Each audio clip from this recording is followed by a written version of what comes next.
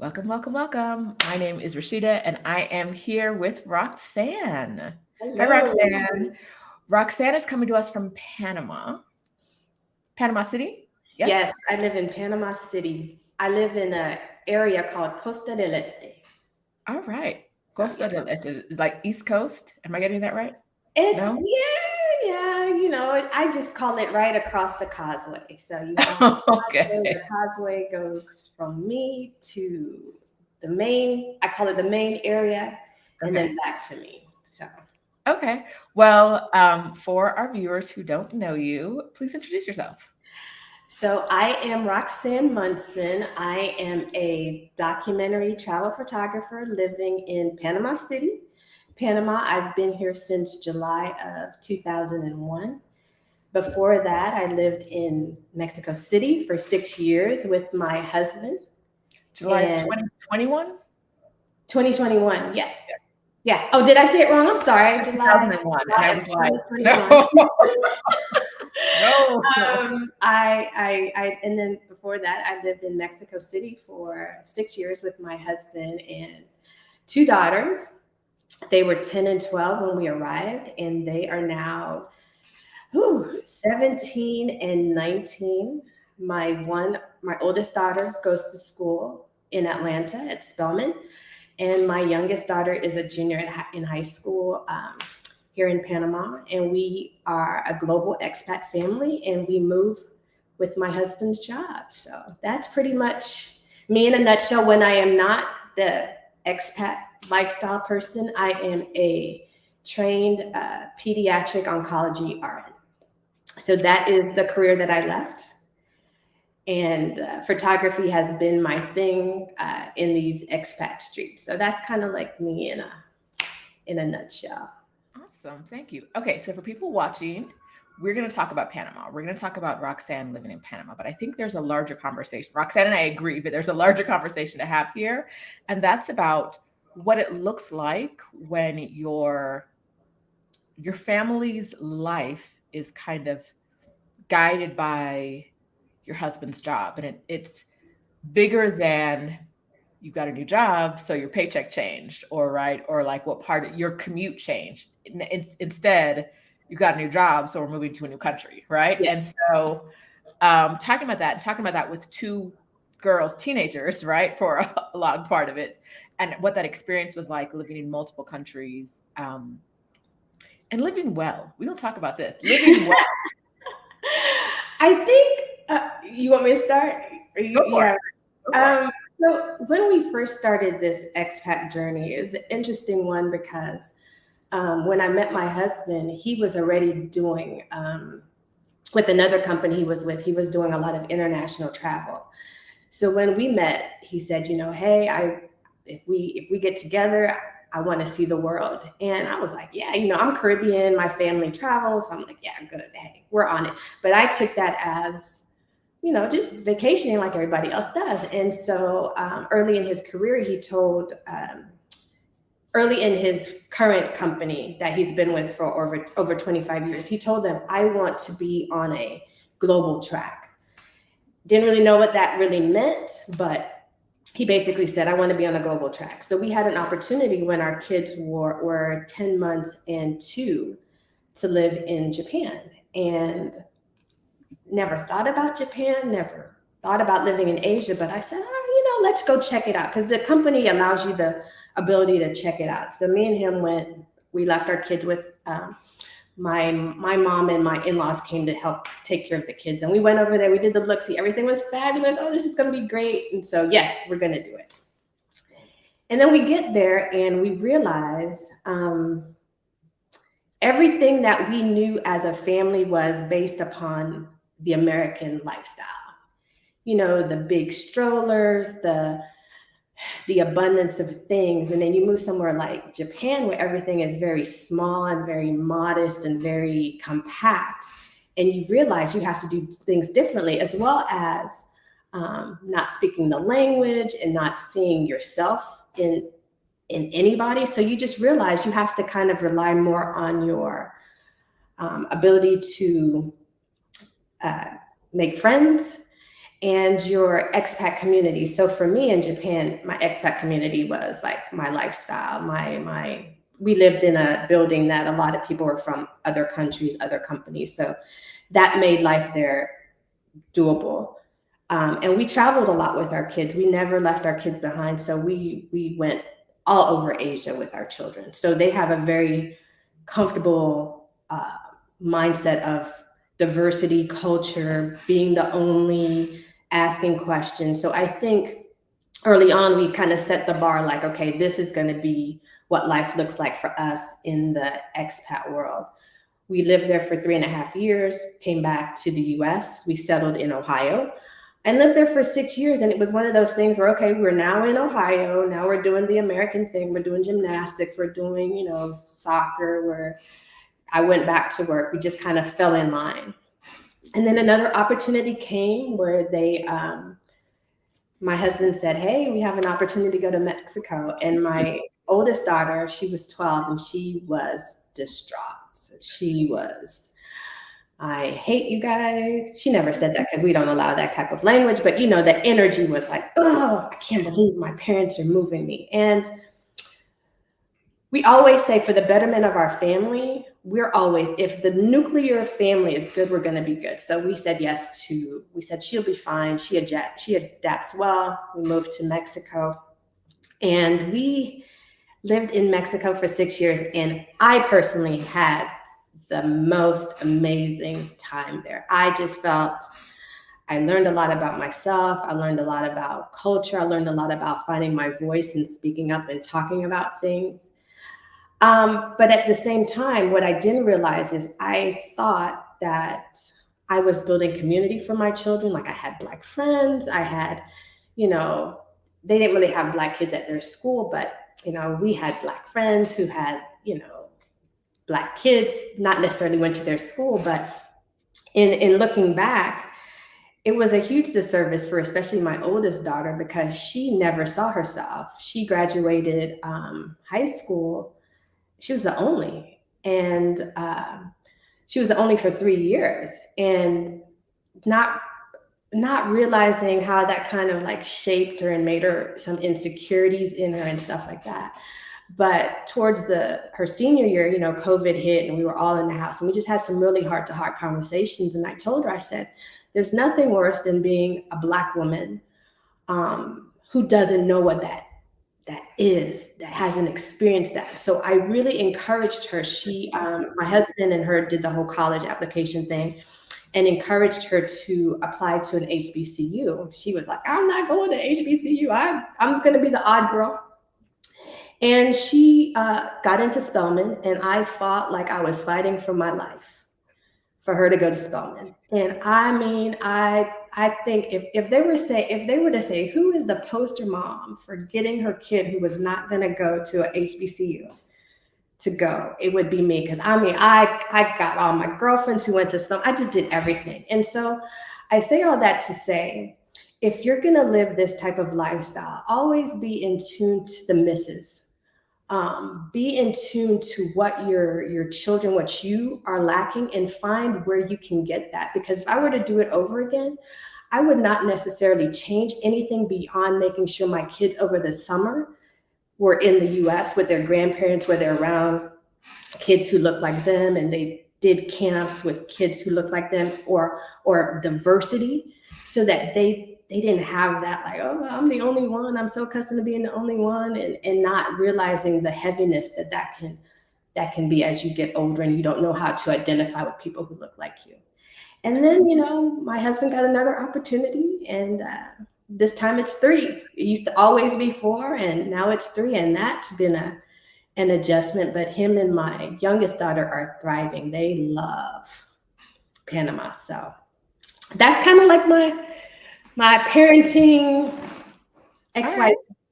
But that was good. That was a very I love a story. Someone said they love the honesty and vulnerability of his conversation, and I love it too. I think my question for you how's your daughter doing at Spelman? Is she, now that she's not the only one? Oh my God. So I know because I follow you on the gram, so I know how your daughter is doing. But share with the rest of the people. So I was concerned at first because when we got there, they have a new student orientation, and she literally was like a deer in headlights. Like, I have never seen this many Black girls. Everybody's phenomenal. Oh my gosh, I do not fit in. I'm so mad at you that you didn't let me go to Arizona State, y'all. Like, if anybody went to Arizona State, hey, but you know what? For me, it was like, you got to go to Starkville. And so she was rough for her. It was rough for her when I left me. She cried. I cried. I was like, what am I doing to my child? And my husband made her try out for a singing group. It's called Glee. And she loves to sing, but she was always the kid, probably because she was the only, would never do it. She would say, excuse me, oh no, next time, next year. She never followed through. And he made sure, we always said, make college your doing things that you always thought you couldn't do. Like like go for it. And so she did, and she made the Glee Club. And I'm telling you, that kid changed to the point where 2 months in, I'm outside walking my dogs, and the phone rings. But she always texts me first to make sure I'm not busy or anything like that. And she was like, can I call you? And I was like, yeah, it's kind of late, but I was like, sure. So she sounded like she was about to, like, she sounded so in distress. Like, her voice was just so strained. It was like whispering, kind of like heavy. And I panicked. I was like, what's wrong? Because, I'm in Panama. She's in Atlanta. Like, what's going on with my kid? And she was like, I just called to tell you, thank you for letting me, encouraging me to go to Spelman. That's how she's talking to me. Oh my God. And she was like, it's been such an amazing experience, and I'm changing for the better. That is how she said it. I'm in the street. I'm sure anybody who saw me thought I was insane. I'm in the street crying. She's on the phone crying. And I said, I knew it was going to be the most amazing experience for you. So, I'm not saying this all like, because, she's dealing with girls. Oh, it's all girls. She has a sister, but she's never had that many girls. Mm-hmm.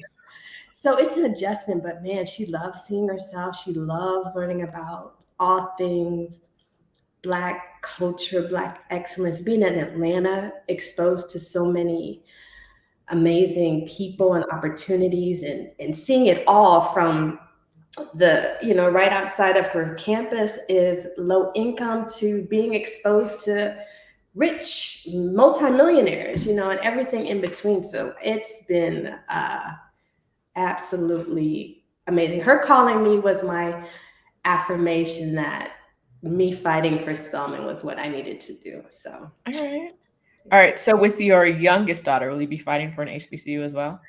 my youngest daughter is a lot like me. And when I say a lot like me is, even though I've been the only in a lot of these expat spaces, I've always had a strong sense of self. I've always entered as a Black woman. I've always sat at the table as a Black woman. I've always said, why am I the only Black woman here? When people say, oh, I don't feel comfortable because I didn't see myself, I look around the table and say, well, how do you think I feel? Like, I am always just Roxanne, like the Black woman. I know you guys don't, acknowledge that because you think, oh, well, this is just Roxanne, but it's like I always enter as the Black woman. So my youngest daughter is very much like me in regards to, she will always find her people. And so she's actually looking at Ivy Leagues. She's looking at your Columbia and your Princeton. We were just in New York last week, and she did, the NYU, Columbia, Barnard. And so I think she's going to be, Spelman is the only HBCU on her list, and she really doesn't want to do the South. She has, I think that's another thing, being that she was 10 when we really moved out of the US, she saw the US from a different perspective because a lot of her US visual is Trump years.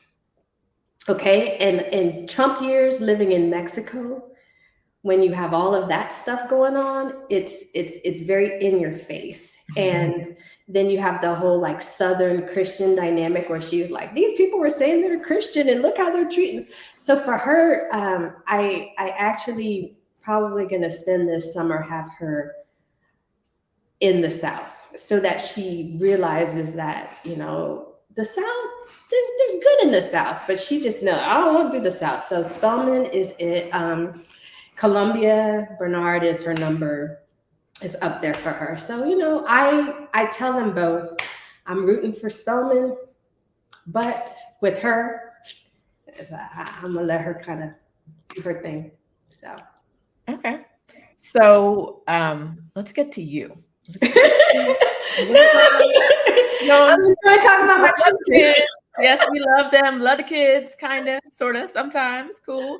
But let's talk about you. Okay, so one of the reasons I'm really, really happy to talk to you is that your expat experience isn't the typical experience that is seen online in the YouTube videos all around.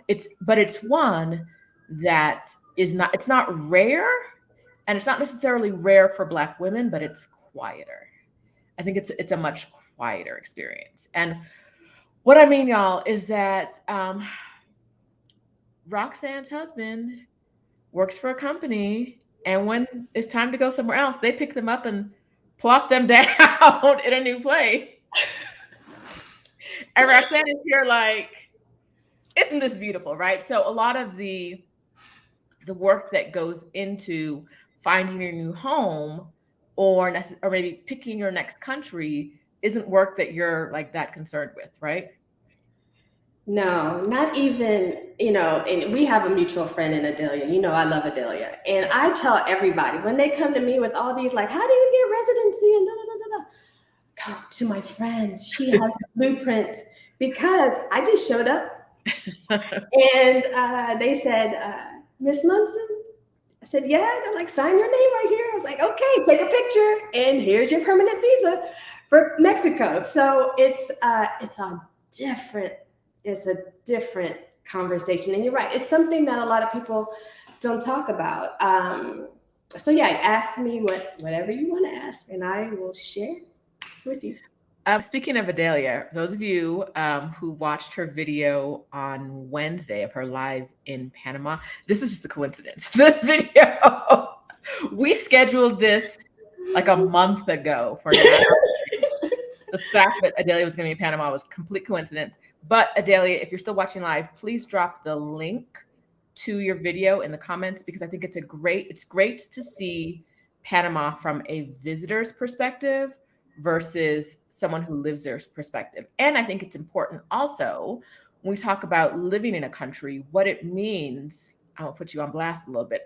What it means when you show up, like when you show up in Mexico and all of that stuff is done for you, and you have a beautiful apartment and a driver, right? Like that's a different experience from the company, yes. Right? Like, boop, boop, there you go. Yes. And I know quite a few Black women in Mexico City who have that same experience. But like I said, it's not really, it's kind of whispered.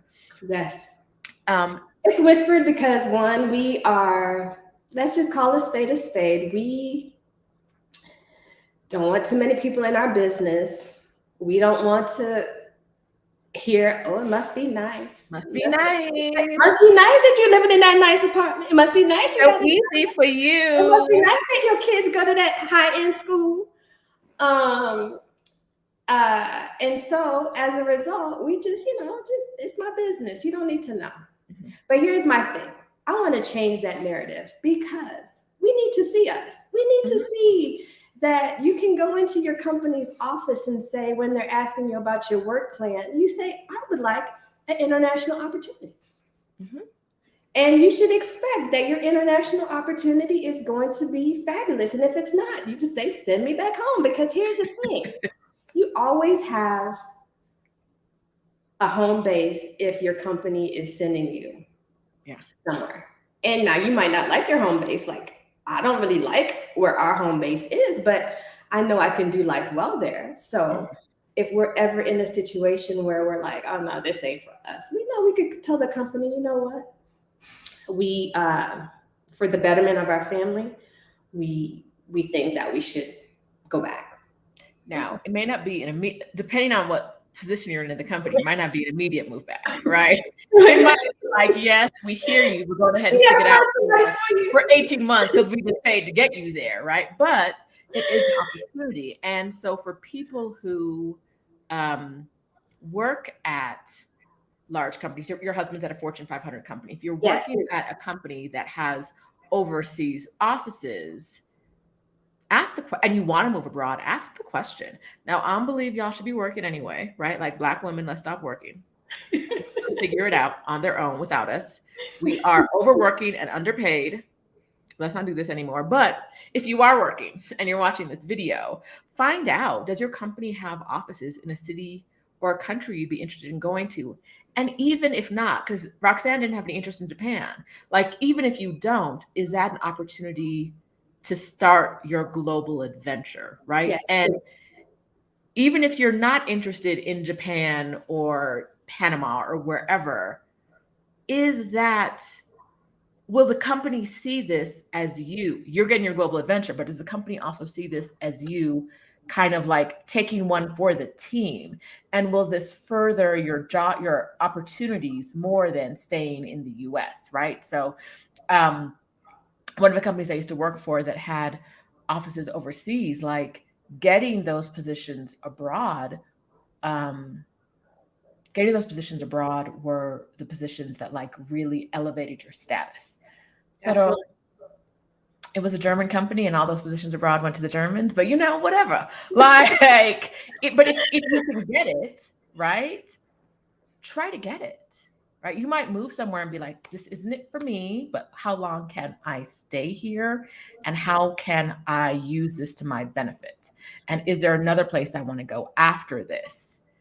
And, what's this driver life like, right? Like, let's talk about, like, I miss him with my whole soul, girl. So in Panama, they were like, "No, we don't do this here." So true transparency, audience. We got to Mexico on our look-see, and I was like, "Yeah, no, I'm not driving here. I don't care. I don't care what you say." And we lived in a part of Mexico City where it was not as amazing as the areas that Roshida and Adelia live in. I didn't have, the metro and the buses that come all the time and stuff like that. I'm gonna interrupt Roxanne right now. No, it was fabulous, but it doesn't have the convenience. Okay. It didn't have the conveniences, right? It's less walkable and more drivable. But it is where all the burbs of Mexico City. It's the burbs, but it's like the big money burbs. Let's be real. She was in the big money burbs. The metro don't go out there because the people who live out there ain't taking the metro. No. But it is an area where you need to drive to get around. You need to drive. And so I was like, yeah, no, I'm not driving. No. And so, my husband said, okay, we're going to get you somebody. And so I had the most amazing driver for 6 years, to the point where he became my Mexican uncle. And I think I tell everybody the story of him. I'm actually working on a project it's kind of like a love story between me and him. But I tell everybody, like, we just clicked, he just realized that, I was just regular, right? And I wanted him to be regular. And because of that, he took me into places that I would never have had access to because only locals did that stuff.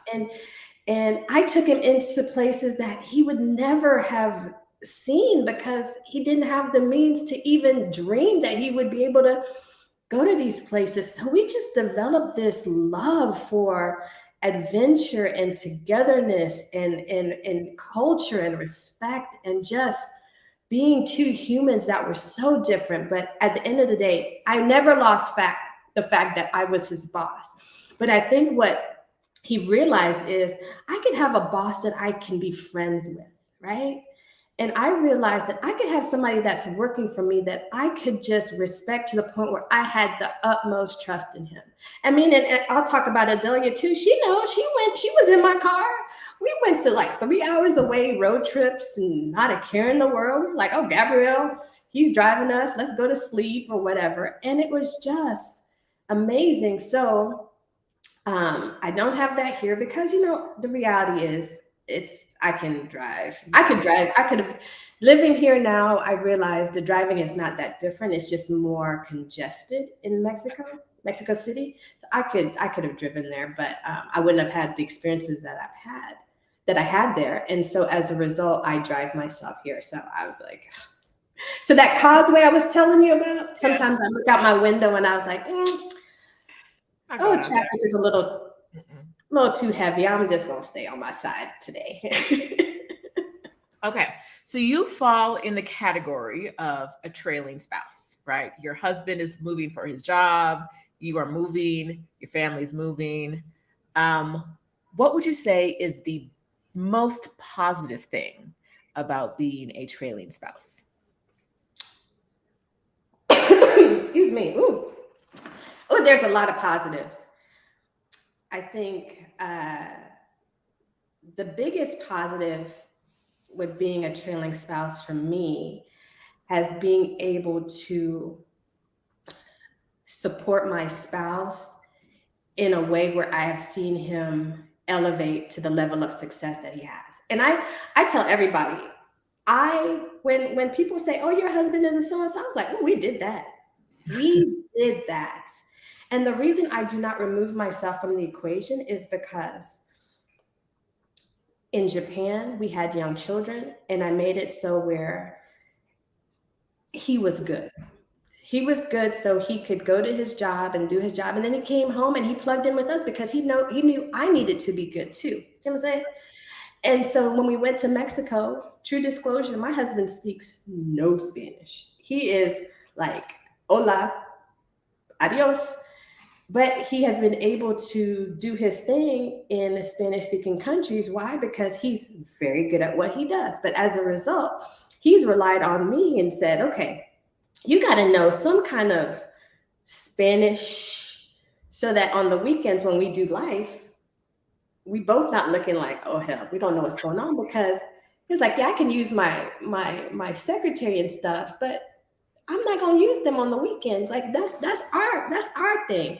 So I say, it's been what I've enjoyed being the most about being a trailing spouse is just seeing like my husband's growth as well as just us leveling up as a family, and ultimately just seeing how my kids have been able to thrive in environments where others would have said, oh, there's no way, or, oh, my kids gotta be able to do this. My daughter, when we came for our look-see to Mexico, they were like level 5, 6, about to be 7 gymnastics. They came and they were like, yeah, no, excuse me, this does not look like what we are accustomed to, so we're gonna do something different. Okay. So they've been very adaptable, adjustable. And so I think that right there is what I have enjoyed most about the whole trailing spouse, just knowing that it's just been a team. We've been a really good team. And I would say that's why we have been successful in this life. All right. Well, y'all know I'm not an advocate of men, but Roxanne is making it work. It's a team. She's making it work. So what would you say is a negative? Like is there one negative that kind of pops out at you of being a trailing spouse?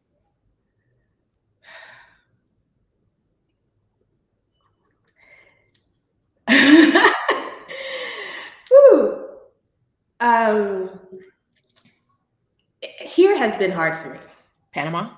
Mm-hmm. Panama has been extremely hard for me. And I shared this with Adelia because we talk a lot. So in Mexico, like I talked about being the only. So in Mexico, let's just talk about where I live. Okay. In Mexico, in my building, nobody looked like us. but everybody knew who we were. So it was just like, oh, hey Roxanne, how you doing, Miss Munson? You know, it's no, it was fine. People said to me, oh my God, you're gonna love Panama because you're gonna be able to blend in and you're gonna see yourself and blah, blah, blah, blah. Okay. So I was so excited about coming to Panama. But I know where this is going already, so come on. The interesting dynamic is, I will be honest in saying, I live in an area in Panama City that is very affluent. Okay. You do not see me living where I live a lot. There's specks of us, but the specks that you see are mostly retired people.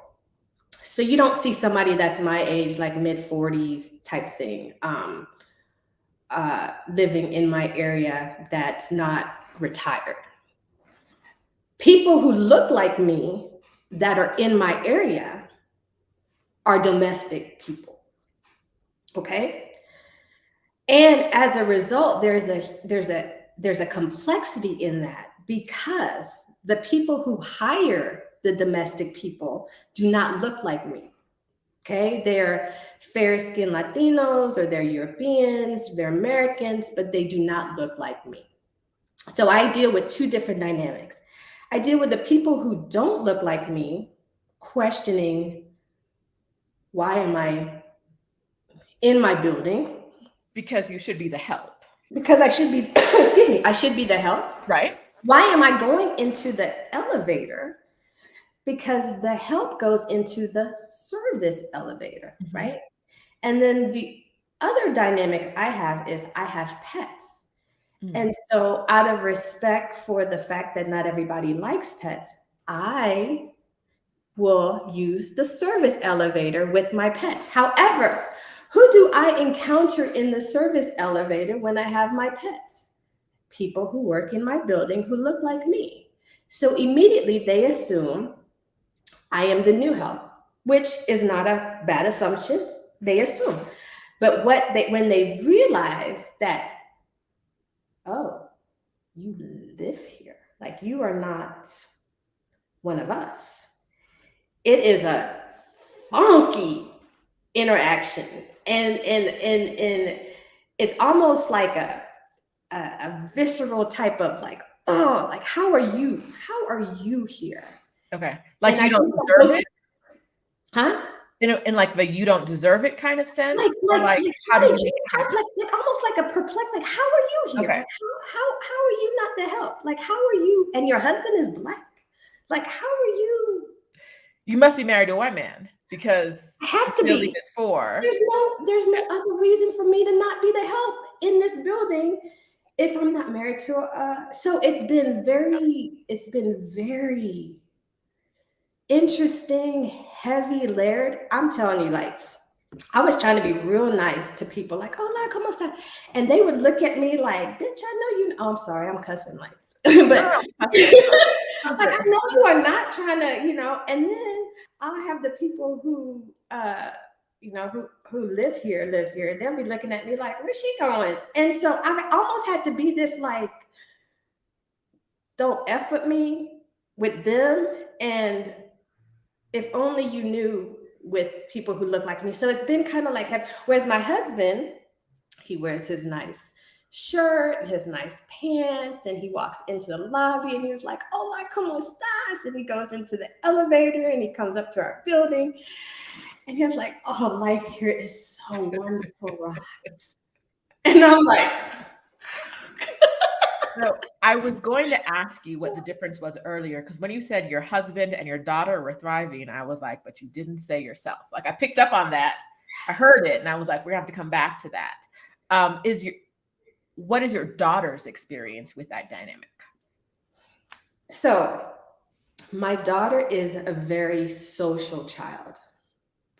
Very happy, very, very intelligent. Like, she's the kid who, like, the very smart, athletic, not really the cool kids, but just the kids that are just good kids. They're like always her people, right? Mhm. And then COVID hit. And so for like, just say like 2 years, she was kind of stuck in the house. Like, I think she realized how much she took her friends for granted, if I'm going to be totally transparent. So she got here and she was like, I am going to do over. And so what my husband did that was a beautiful thing is a person that works for him actually has a daughter that's my daughter's age that she suggested that when we came on our look see that they connect, and so they connected. But my daughter's kind of like whatever. But what happened was they started school virtually for the first like few weeks, and her and that young lady were in the same like cohort, whatever you call it. And so they became really good friends. And as a result, when they got to school, that girl had already known kids because she'd been here, but she'd only been here virtually. So she hadn't gone to school either, but she knew kids. So she kind of like brought my daughter in.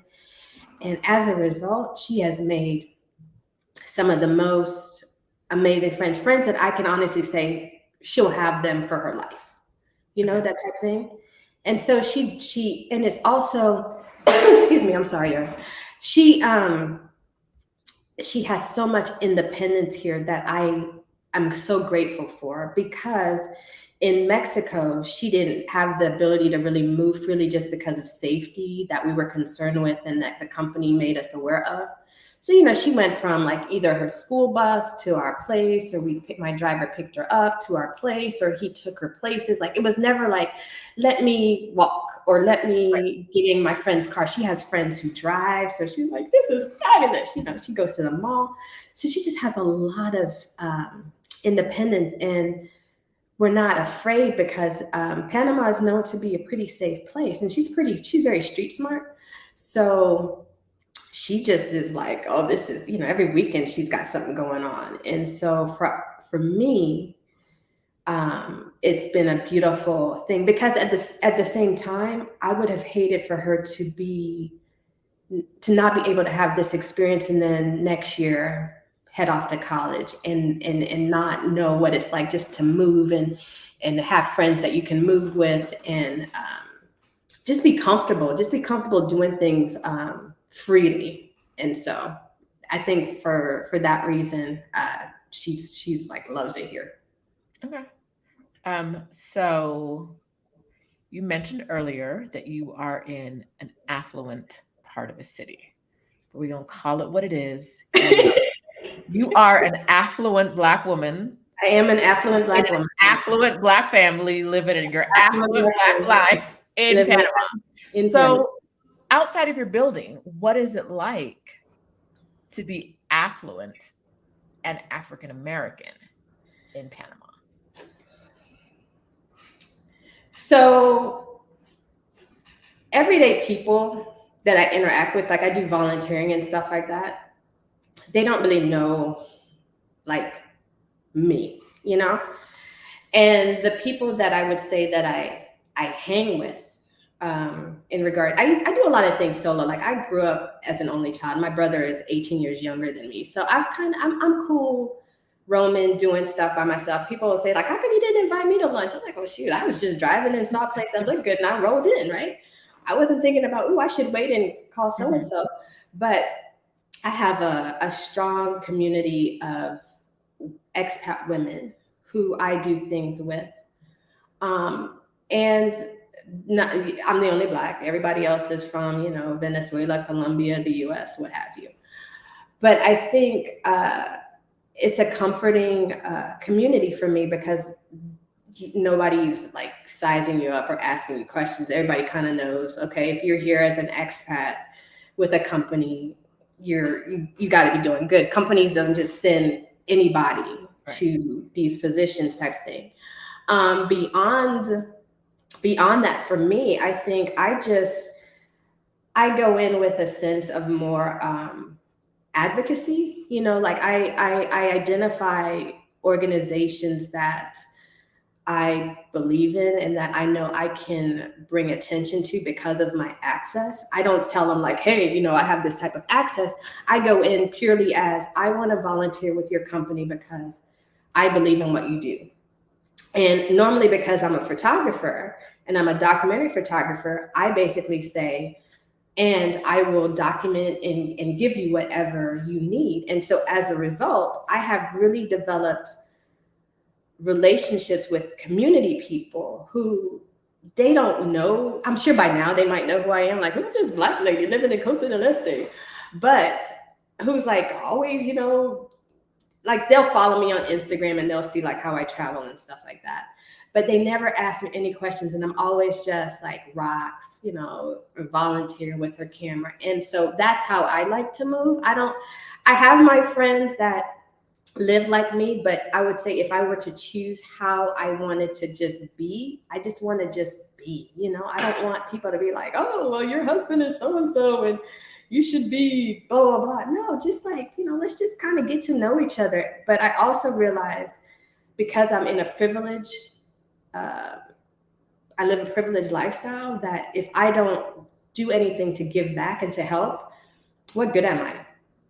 You know, so I am very, very intentional about advocacy, helping, especially with kids, because I have children. And so I would say that's kind of how I've been able to kind of live in both worlds. Okay. If that makes sense. It does. It does. Going about your normal day, doing the normal things you do, not in the community, but Mhm. like the grocery store or going to the mall, whatever. What is that experience like as a Black woman who's not in Who's not Panamanian? who's not Panamanian and who's not grocery shopping for someone else, right? Like Yes, you're yes, right. yes. What's that like? You know, that's an interesting question, and something that I would be honest in saying every like grocery store experience, there's like two or three that I go to.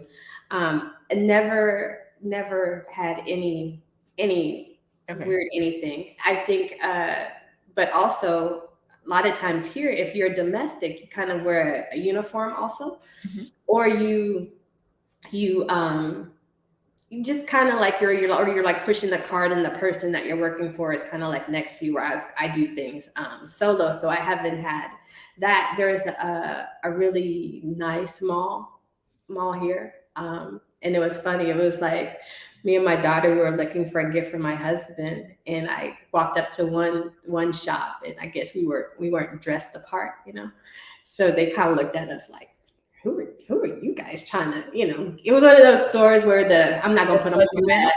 Yeah, you know, it was like it was closed off, and they were like, we're kind of crowded right now, you know.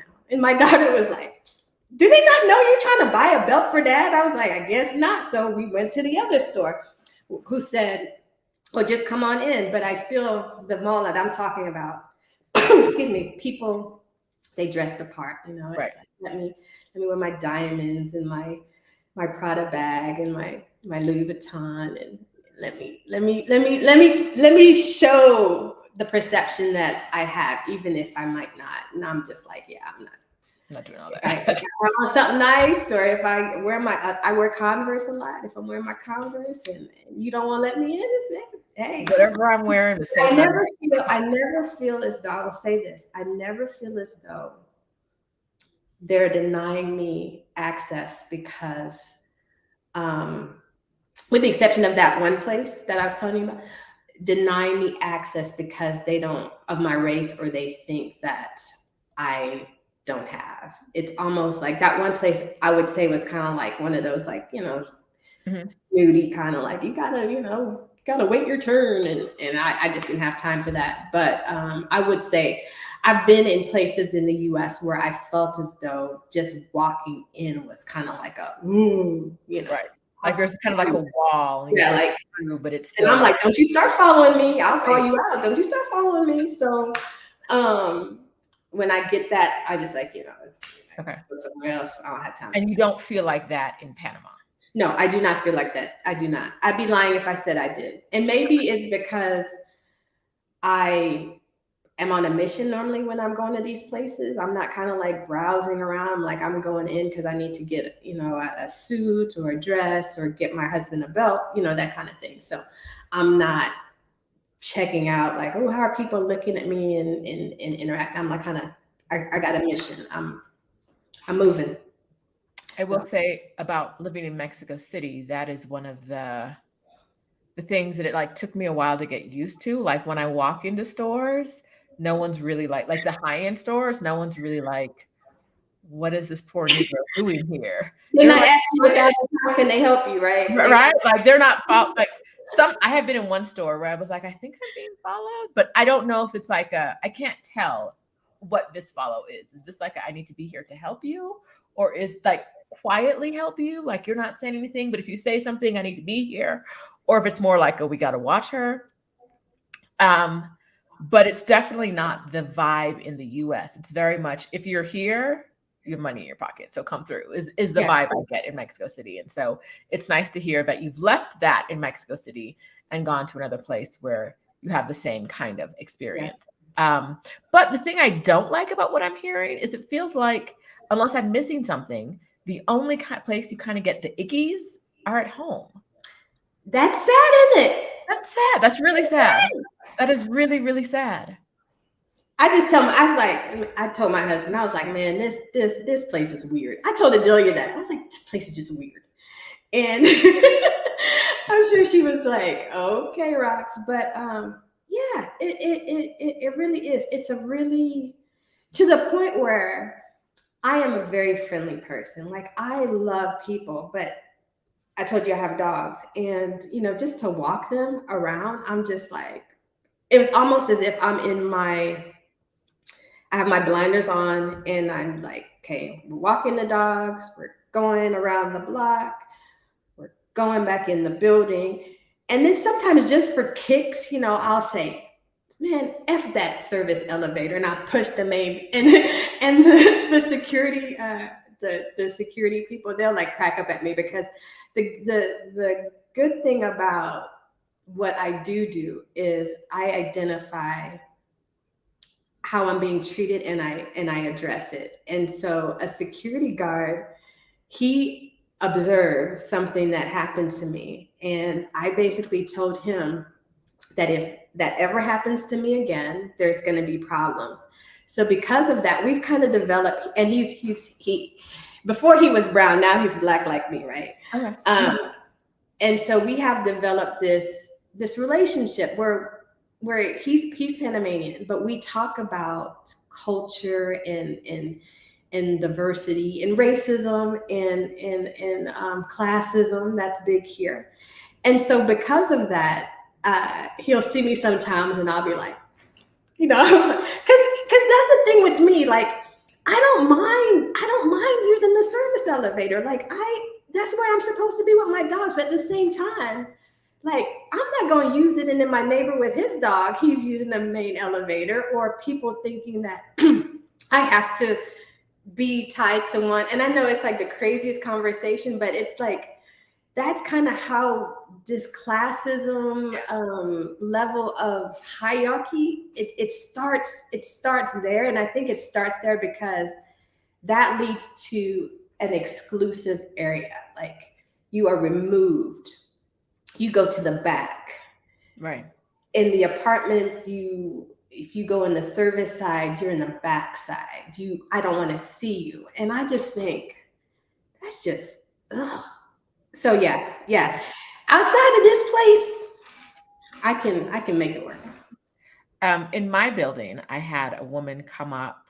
I have staff come, not like full-time staff, but like my nail lady and my cleaning lady, which I got from you. I love her. You give her a big hug from me. I will. I love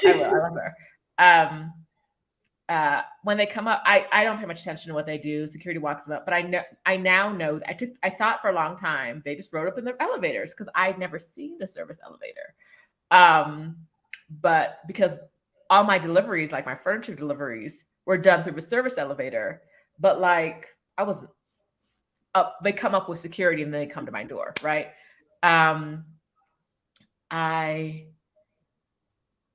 had someone come up to do a COVID test, like an in-home COVID test a year ago, probably.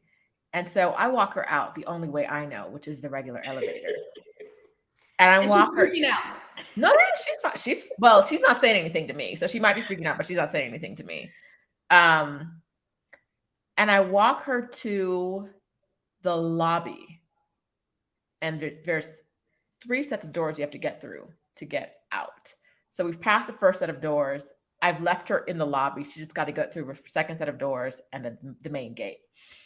And there's a cleaning lady in there. And the cleaning lady was like, no, ma'am, turn around, go back through the service entrance. And at first I was like, what the actual F is happening here? Like her exit, like the exit is right there and you're making her go around. Now I know that they sign in and they sign out, and she may have had a badge, but you could easily just have, like, since she's already here, like walk around to the other side, drop off the badge. But the lady, because it looked like she was saying you can't go through the lobby. And it may have been you just can't go through the lobby, or I didn't see her with a visitor badge. So I don't think she had one. Maybe it was you can't go through the lobby because you have to sign out. But the way the woman reacted, I was like, oh, I have messed up somehow. I don't know how, because I don't know about the service entrance, right? Which I do now know about. At first I was like, you got her in trouble. See what you did? I did. Because I was like, you just go out the regular entrance. That cleaning lady was like, no, turn around. I was like, I don't even know where to send her. Like I don't know the staff exit. And the fact that she couldn't go through the front door, it's like there's a lot. And some of that is classism. But in Mexico, class and ethnicity and skin color, like true skin color, align a lot in very uncomfortable ways. Yes. But yeah, it's hard to see that sometimes as an outsider. And I think that as Black women, we recognize it a lot more, right? Like you see where colorism and racism are playing a role, where other people who haven't had to experience those things in depth might not see it, right? So like, here's a perfect conversation. So there's an area here called Cologne that I love. I mentioned I'm Caribbean. So a lot of Afro-Caribbean people who are descendants from people from the Congo, they live there. So it's us in all of our beauty. And it's the Caribbean side. So I love Cologne. Problem for me is Cologne is a good hour, where I like to go in Cologne, it's a good hour and 45 minutes, 2 hours. Now, if I had my beloved Gabrielle, we'd probably be there like every other day. But because I'm driving out there, but I love it. But everywhere where we are congregated, the conversation is about safety. Okay. Is it safe? I was told it's not that safe. And I would be lying to you if I said I've ever felt unsafe there. If anything, I feel alive there. I feel like the food, the music, the energy, it's amazing. I love that place, right? So the group that I was telling you about with all the Latino women and some Americans, they like to know, because I'm the new kid. Like, Rox, what do you like to do for fun? What you been doing? And I said, oh my gosh, I love, and same way I'm telling you, I was like, I love going to Cologne. And they're all like, now everybody's listening. 15 eyes on, 15 heads on me, listening. And they were like, but isn't it unsafe? I said, oh, for me, it's not. I don't know about you, but I'm good. I go there, I hang out, I do my thing, I take my pictures, I eat. I was like, I love it. So I'm saying it just like that. I'm saying it just because I know that they have another perception. And like I said, I'm always, that's what I do in these streets. I change the narrative. So one decides she's going to let me know how uncomfortable it was for her. Now I told you there's nothing but us there, right? So she's blonde hair, blue-eyed kids. She went to Cologne and she felt like people were watching her. And then she felt like people were following her. And then she got uncomfortable and she gathered her kids and they left. That's how she's telling me this table. I'm the only one, right? Because they're comfortable with me, right? They can tell me whatever. So I said, how am I going to let this play out? Do I just acknowledge her discomfort and let her have her statement about the area that I love? Or do I say something? And I kind of chuckled like, I did just like that. But it wasn't like it was like something's going to come after this. And I looked at every last person sitting at that table. I made sure I made eye contact because I wanted them all to see, because the conversation was about me, right? Mm-hmm. It was about how I'm doing. And I looked at her and I said, now imagine how I feel. Imagine how I feel. When am I not the only? When? And that right there changed the conversation, because she was trying to make it seem as though she was uncomfortable being the only. And I am always the only. And I am expected to be comfortable because I'm amongst passing white people. No. So I went back and said, well, that's a shame. I said, imagine how I feel. But I was like, that's a shame you felt that way, because I was like, for me, there's nothing better. As far as I've seen in Panama thus far, that's better than that. And it's funny, after that, I guess she had time to like process it. She saw me again and she tried to show me like the pictures and stuff. And I appreciate it. I appreciate her showing it to me, but she'll never forget that conversation. She'll never forget having a conversation with a Black woman at a table with everybody that doesn't look like her and saying that she felt uncomfortable amongst people who look like me. Yes. And I call people out on that stuff all the time. And I say that to my kids. And I said, we are privileged in the environments that we are in. But I said, we would be doing ourselves and everybody that looks like us a huge disservice if we did not address things. Because I don't ever want anybody to be so comfortable with me at the detriment of myself. Right. So I call stuff out. So yeah, next time she goes, she's gonna be like, oh, okay. Let me let me go with rocks, because I need to see that side. Yeah. That might be the only way she goes again. It's funny. My best friend from high school, still my best friend, moved to Vancouver when we graduated. And since I think the first time, I visit her once or twice a year every year. Since the first time we moved there, every time I go, we count the number of Black people, because she's white and she doesn't. She knows, because she's my best friend and because I don't let anyone be uncomfortable at my expense and my discomfort, I'm going to point out to you every time I'm here that there are no Black people. You moved to a place with absolutely no Black people. And when I come visit you, what it feels like that I can count on one hand the number of Black people I see, but the number of people who look like me, right? And she's not, of all the people in my life, of all the non-Black people in my life, she's not the one that knows the lesson, because we've been doing this for 24 years, right? Like, she knows I'm gonna come here. Like, some days she'll just look at me and say, like, if we're out and about, she'll say like 4.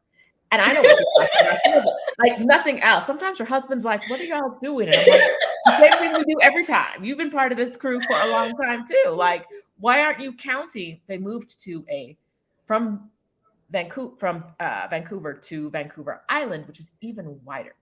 Like, at least Vancouver has like Asian people and but like on where they live, small city town in Vancouver Island, very, very white. And so I'm like, yes, I will come visit you, but you have to understand what my experience is. And so I hope you're keeping track. Like, I'll just look at her like 5 one day, and she's like, okay, all right.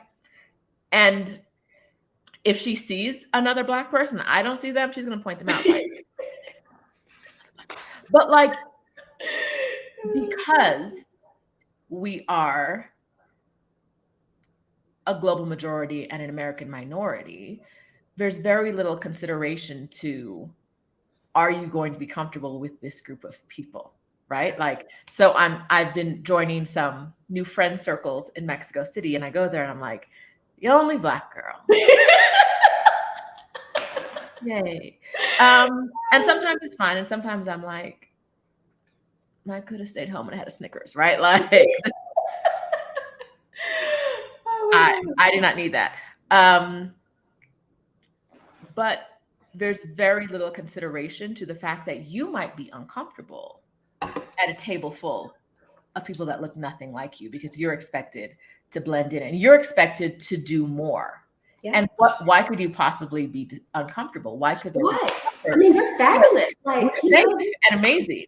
But now if I'm in an all Black neighborhood, immediate discomfort because they don't look like me, and it's unsafe, right? It's unsafe that they don't look like me, without understanding that for Black, I'm gonna speak for Black women here, but for a lot of Black people, specifically Black women, being in situations where there is no other Black person there, that's an unsafe environment for us, right? That is the unsafe environment, because when the microaggressions start, right?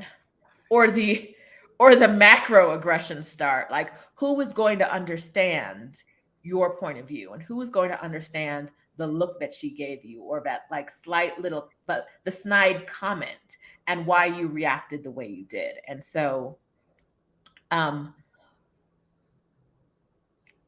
hear people all the time talk about when they move abroad. I hear two sides. One, I'm not moving abroad to be with other Black people, or I'm moving abroad. Okay, I only want to move where there's Black people. Like, why would you move abroad to anywhere besides Africa? I'm not moving. I'm only moving where there are Black people. I'm like, there are lots of non-Black people in Africa, first of all. But I get what you're trying to do. Yes. But like, life requires some balance. I'm not saying that you need to be in the middle of a spectrum, but like, I need to know some people who are local to Mexico, so I can figure out what to do when the gas company is messing up. Girl, they're not recognizing my payment right now, and we having some issues. And I'm like, how do I resolve? My Spanish isn't good enough to call them. What is the deal?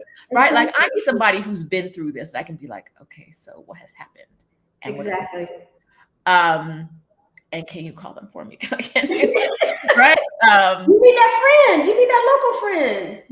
That's why my Spanish is so bad, because my driver was like my friend. He understood my crap Spanish, and he fixed it. Also, I don't care where you go in the world. If you're a Black woman, you need some Black women. You need, right? You need some Black women who can say like, I met her too. Mm-hmm, I get it. Like, that wasn't you. Like, I get it. Yes. I get it. You are so right about that. And I tell people all the time that they, when you were asking about what's been your struggle, I would say another deviation from my struggle is I have not found me yet. Mm-hmm. I haven't found the Black woman who is middle-aged with older children, who is here with a company, mm-hmm. who is not working, who has a lifestyle that is not one of, like, I'm not a digital nomad. So it's not like I'm going to be, leaving in like 6 months. So it's like, oh, I don't really want to develop a relationship with her because she's going to be leaving soon, And so I think for me, it's, I want to find me. I want to see me. Like, I was talking to a friend. She, her husband works for my husband, but she's younger. But she has a little girl, and she was kind of trying to, cling to me. And I was just like, we're cool. But I was like, I am not your person, because I was like, you need moms with kids. And but she's having her own little thing. And I introduced her to somebody, and it's working out. But I was like, it's important to see you, to find you. And for me, it doesn't even have to be somebody who is a Black woman, even though I would appreciate that.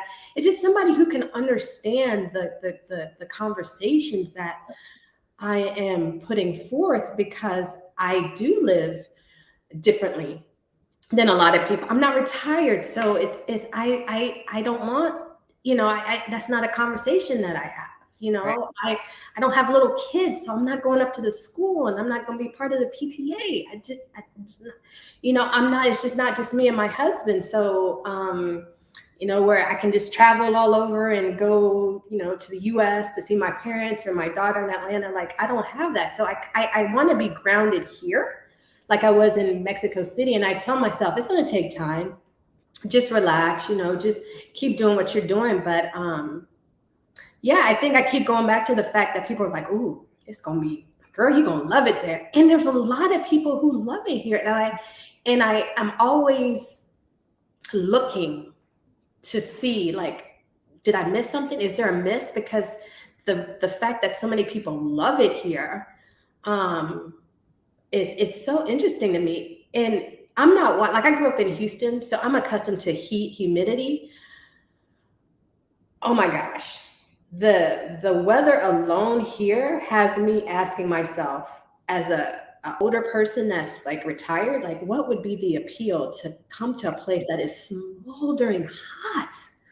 Like like you're wet, and then there's a mosquito, and so I think to myself, I'm missing something. So I'm always, Okay. talk to me. What do you love about it? Tell me. I want to see it. I want to know it. So Okay. So was it easy to find you in Mexico City? looking back, I would say, excuse me, I feel as though it was, from the standpoint that when I got to Mexico City, there were already people who lived my life at my kids' school. Okay. Okay? So I already had a connection. Mm-hmm. And then, from there, you join Facebook groups and you start to meet other people. I mean, that's where I met Adelia. And then I met another girlfriend who has a very similar life to me. So it was like one of those things where when I got to Mexico, I had already, like, they weren't in my kids per se grades or class, but they were with the embassy, the U.S. embassy in Mexico City had a good population of Black women. The ones that I was connected to, they've since left, but one was my sorority sister. So before I got to Mexico, as a matter of fact, as soon as I got to Mexico, we had connected on a Facebook group, and she was like, I'm a Delta too. And I was like, okay. And so that has been beautiful. And I will say this, I do have a friend here who is actually a sorority sister. And I met her in a Facebook group here. And she was literally my first friend. And I was telling my daughter who's in college this, and I said, if there's one thing I know for sure, I will always have somebody. It might not be a permanent somebody, because it might be like a sorority sister that's passing through on vacation. But I was like, I will always have like somebody to connect to, based upon the fact that I'm in an organization that is global and is so well. So like people say, I'm a Delta and I'm coming to Panama, or, I'm a Delta, I live in Panama. And so as a result, I know I always have my girlfriend here. Now she lives a different life than me because she still works. So she might be here like a week, and then she goes to the US for like 3 weeks, and she comes back, and she's married. But yeah, I want to find me. I want to find somebody that, like I had in Mexico. So yeah, Okay. I haven't found it yet, really. I think you'll find it. I'm hopeful. Thank you, Shelly Ann, for the super chats. I do want to ask you, how was it finding your person in Japan? You know who my person was in Japan? And she's still my cool friend. So in Japan, I never saw, for 5 months, there was a Black couple who the wife also worked at my husband's company, and they kind of like indoctrinated us on all things Japan. And then they left, and then that was it. I did not have any Black representation. And a year after I was there, a woman from London moved. And I think we looked at each other and said, we need each other. And the reason we needed each other, so I was this short Black woman. I used to have a big afro, big afro. I mean, I was like, I'm probably in so many photo albums right now just because People just snapping there was photos of nothing you that wherever looked you like go. me, right? Right. And she was, by Japanese standards, this tall, overweight, deep blue eyes, blonde hair white woman. And we were just like, we just stood out. We just could not stand out. So it was kind of like we solidified this friendship. Excuse me. Like, let's do things together so that neither one of us feels as though we're like by ourselves or like the odd man, you know? And so she was my person, and she is still my person. She moved from Japan to India. Now she's in Australia, and we stay in touch. She's probably one of the few from my Japan days that I still have a strong connection with. And I always feel as though that's another thing too in these expat worlds, that you have to ask yourself: are these people really my people? Are they my people out of convenience? Mm-hmm. Are they my people because like we have this soul connection, we have a lot in common, no matter where we are in the world, we will see, do, connect? Or is it just for now? Like, no, she speaks English, you know, she's from the US, like, you know, we have kids the same age, you know, we can go have a bite to eat, you know, it's cool. But once I leave this situation, it's not somebody that is, this don't sound bad, but is tied to me or memorable enough to me that I want to carry on that relationship. Right. And you have to be okay with that, because the expat world is weird. You know, it's very weird. It's very, I don't want to call it cliquey, but it can be. You know, if you're not an expat, sometimes people don't want to deal with you if they're expats, because it's like, yeah, well, you know, I just want to deal with people who understand. I don't have to try to speak. They understand. I don't have to, you know, give too much context. They understand. And so as a result, you kind of stay grouped in. So I love that you talked about having local friends, because that's what makes the experience truly a full circle rich one. You have to have that local component in your life for you to really understand all the things that you should leave understanding when you live in another country. And you can't get that from just being around expats. No.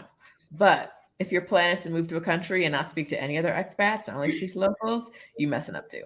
Like, yes, you're messing up too. Yes. Like, you have to find what your middle ground is, but because shunning, you also come in. Oh, sorry. Go ahead.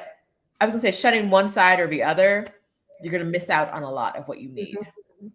So yeah, because you're also coming in with the level of privilege too. You know, that blue passport, it's a thing, especially like Americans that are, you know, they move to Mexico and they're like, I only want to live in a Pueblo. I don't want to deal with any other expats. Well, yeah, that's fine, but you're also viewed as a level up, also because you have something that they don't have. They don't have access to. You can come to Mexico and you can go back to the US and you can come back. You can go back. You don't need a visa and you don't need to stand at the embassy and ask for permission. You know, so it's different. So I agree. You need a balance. You need a good balance. So what? Let me see. I saw a question that I wanted to double back on, and it was, you talked about safety concerns with your younger daughter and how they're not as prevalent in Panama. The safety concerns in Mexico, was it because of her age, because of your socioeconomic status? Someone had asked that already. So is there something in there you can share? You know, I will say, being that my husband is part of a Fortune 500 company, we had a level of security. And they were very intentional about not blending in, because we could never blend in, but always be hyper vigilant, hyper aware, because if anybody gets wind of anything, things can, could go differently, because there are some people that were in his company that families were, getting harassed or asked for money or what have you. So as a result, we just kind of kept our kids more close. And I would be lying and say if I said I ever felt unsafe, but also I'd be not honest if I didn't say majority of my time in Mexico I spent with an older Mexican man who had experience with the military, who was very not like turning all the time, but he was very always aware. And because we were always together, people couldn't really figure us out. Like, Right. they knew he was not my spouse. They knew he was not a tour guide. He didn't look like he was a driver, because I dressed down, like I told you, I love Converse, I love ripped up jeans, I love, sweats, and so I never allowed him to look anything beyond, a t-shirt and jeans. So it was like, who are these people? But so as a result, I was always with him, but nobody ever like looked at us like she has, or we can rob them, or we need to do anything from them. So I'm always mindful of safety. Was never top of mind for me, because I always had somebody that was in the vicinity. And even if I was not with him, he was a call away, or he would say, pay attention to this area right here, because, something happened, because he read the paper while we were together. He was reading the papers and he knew about stuff happening, and he would tell me. And so he put that in my head that, just pay attention. So even when I was out with my girlfriends and stuff, I never felt vulnerable, but I always felt as though I was paying attention. I always act like I was in a big city. Here, I mean, there's some nights that I walk my dog 10, 11, midnight, lights bright, securities are always kind of like outside the buildings, but kind of doing their own thing. But there's always a sense of presence, if I can say. So Okay. All right. Yeah, it's so, that's part of being other in a different city, right? So what does how you present yourself and how you can be identified, what does that mean to your safety, to your well-being, to your everyday interactions with people? And while I typically don't feel unsafe in Mexico City, I know that there are times where who you work for can be can have an impact, right, on your safety here. Yeah, it can. And another thing too is, people don't really say it, but companies, they're people, they have security for them. They have, my car was equipped with buttons that I could press at any time. Sometimes I pressed accidentally and they would, come through, everything okay. My driver had an immediate emergency button that he could push.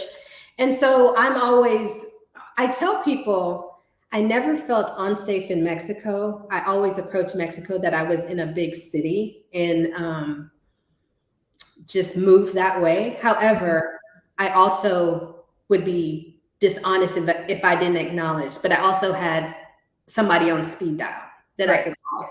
I also had, my phone was, my car was equipped with stuff that I could push a button and get help or whatever. So yeah, but I tell people all the time, if you're not doing anything that's going to get on the cartel's radar, they're not really checking for some black woman that's just putzing around the streets of Condesa.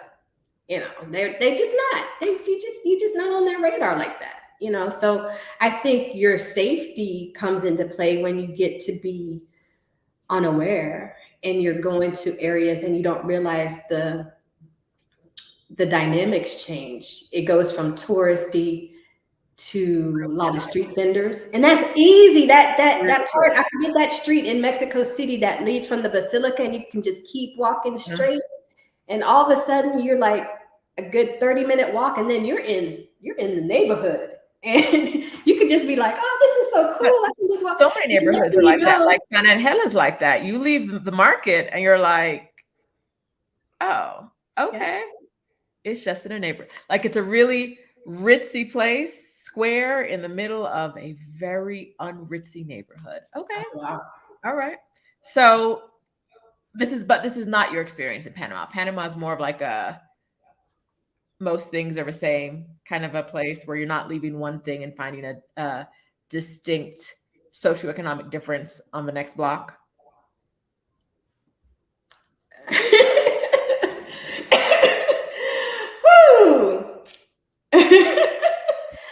I'd be lying if I said yes. Okay. Because you do have that. So, for instance, you have an area, Old Panama, called Casco Viejo. Mm-hmm. A lot of people, a lot of good restaurants, a lot of boutique hotels. Um, it's kind of like it's a little. It's like your Polanco. Let's just call it your Polanco, but it's like old Polanco. Like it's like old Polanco. But I lie to you not.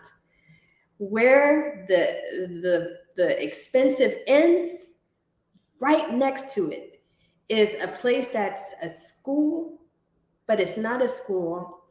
It houses people that were displaced. Mm. And the people in there have been living in there for years and they look like us. And then behind that is an area called El Chorrillo, which is a lot of the descendants of people who came here for the canal that didn't leave.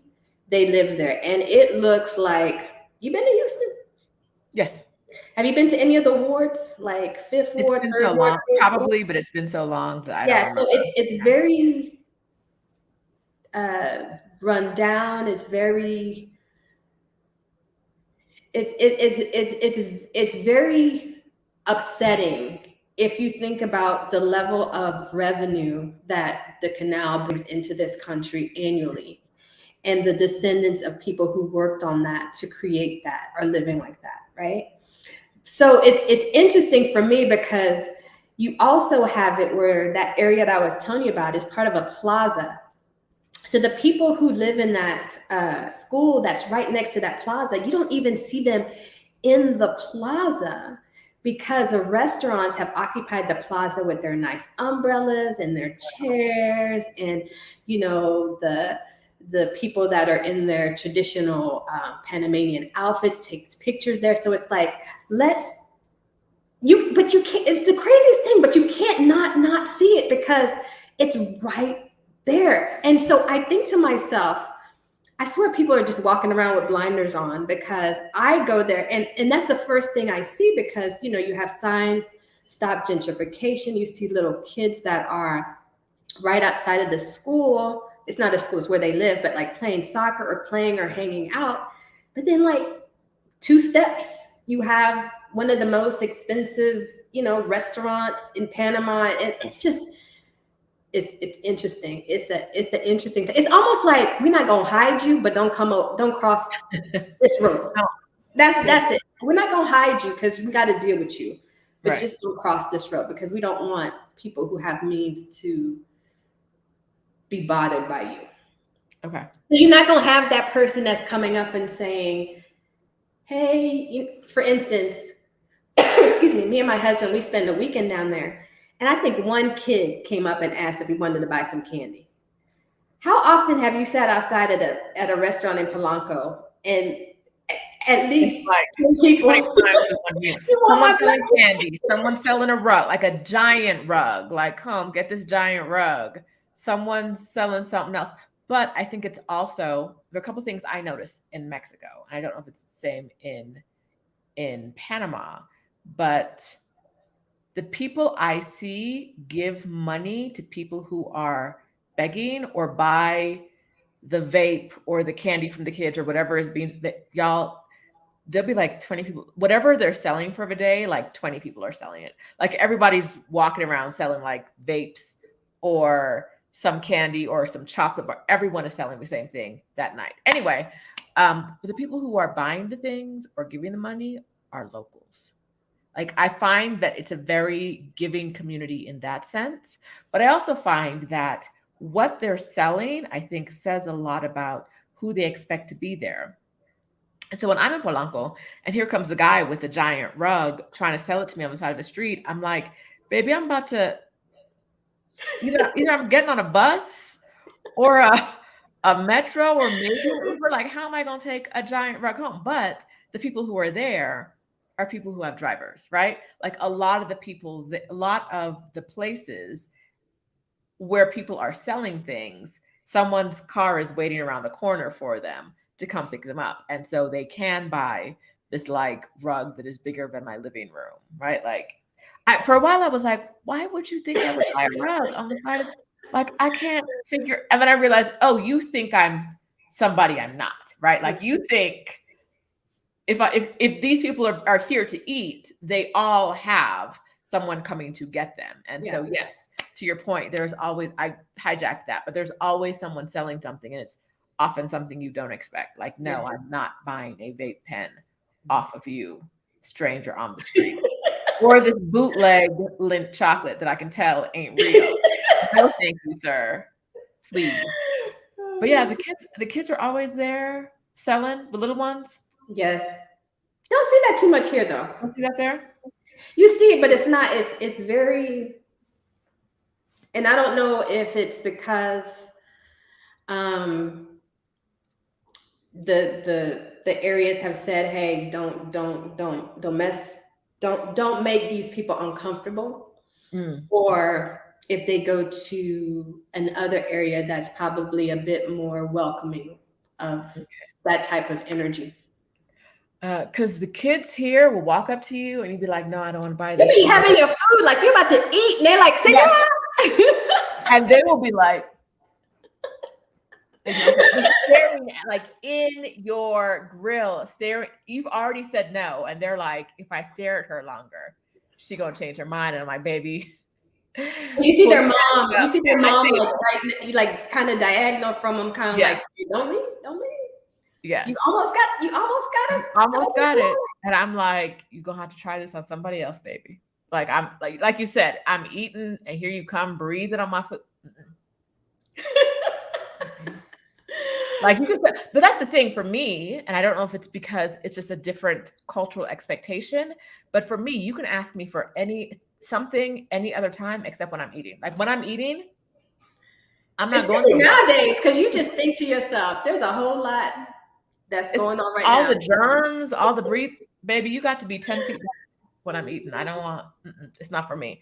But yeah, but that's usually, that is how things are sold. Not, I want to say that. How should we describe this, Roxanne? They live day to day, and that is how they are able to generate money for the day. Yes. And it's a hard situation because you know that. But at the same time, you also know that those kids might be giving the money to somebody that's not have the best of intentions with that money. And so you question, is this kid really getting this money to feed themselves and their family? Or is some person exploiting this kid and using that money for something else? So it's a very, very complicated, hard, you don't know what to do. You follow your gut. Sometimes you're like, yeah, no, I just gave it to 2 other kids. And I'm sure all y'all kind of doing the whole cycle thing. And because sometimes you see them too, like they'll get their money and then they go to their little corner and they're all looking like, so that's complicated. It's complicated, but you don't see it as much here in Panama. Okay, that's interesting. Okay, so let's see, Panama. What would you tell someone who was thinking about moving here? Black woman. What would you tell you? Yeah, talk to somebody who is living the type of life that you desire to live there. Because if I were, like, for instance, there's a group called Black Expats in Panama group that I joined before I moved here.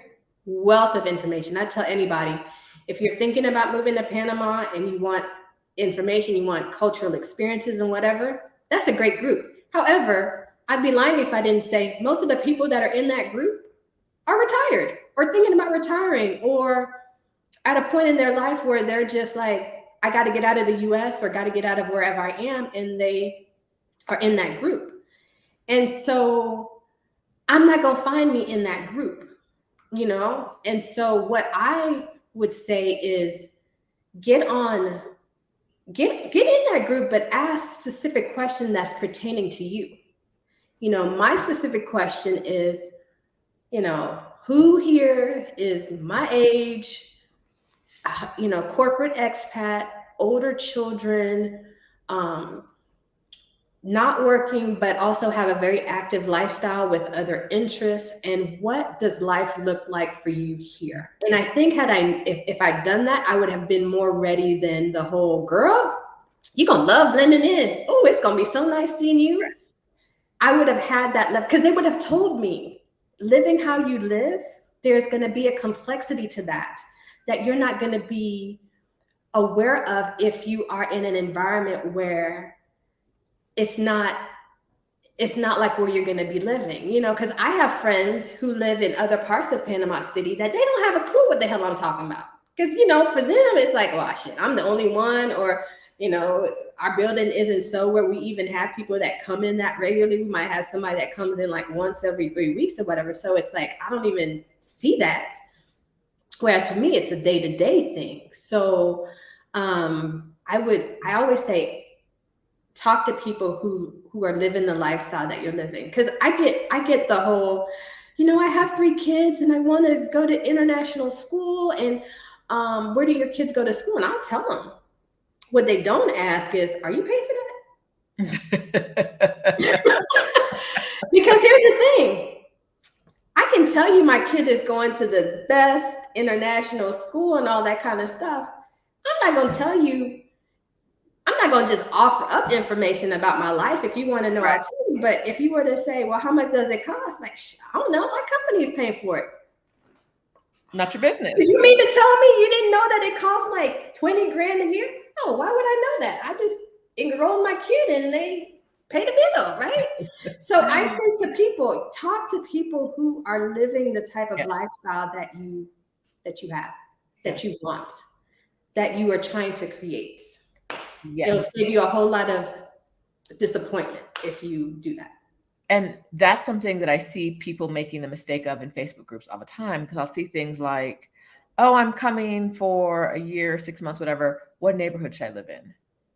Listen, I can't ask Roxanne what neighborhood she lives in, because that has nothing, like, listen, I'm not living in Roxanne's neighborhood. And if I do, I'm on the outskirts, right? Like, I know this, right? And so it's really important when you ask these questions to be as specific as possible, to say, like, this is what I'm looking for. This is the feel of what I'm looking for. Sometimes when you're talking about neighborhoods, you can talk about the price. When you're looking for specific apartments, I wouldn't actually say I'm willing to pay this much, because you're going to get ripped off. But you have to know who you're getting information from, right? You have to know something so that you can add some context to it. Because like I said, even Roxanne's old neighborhood here would not have worked for me. First of all, Roxanne wasn't paying rent. I had to pay rent, right? Like, and I know what it costs to live out there. Those are numbers.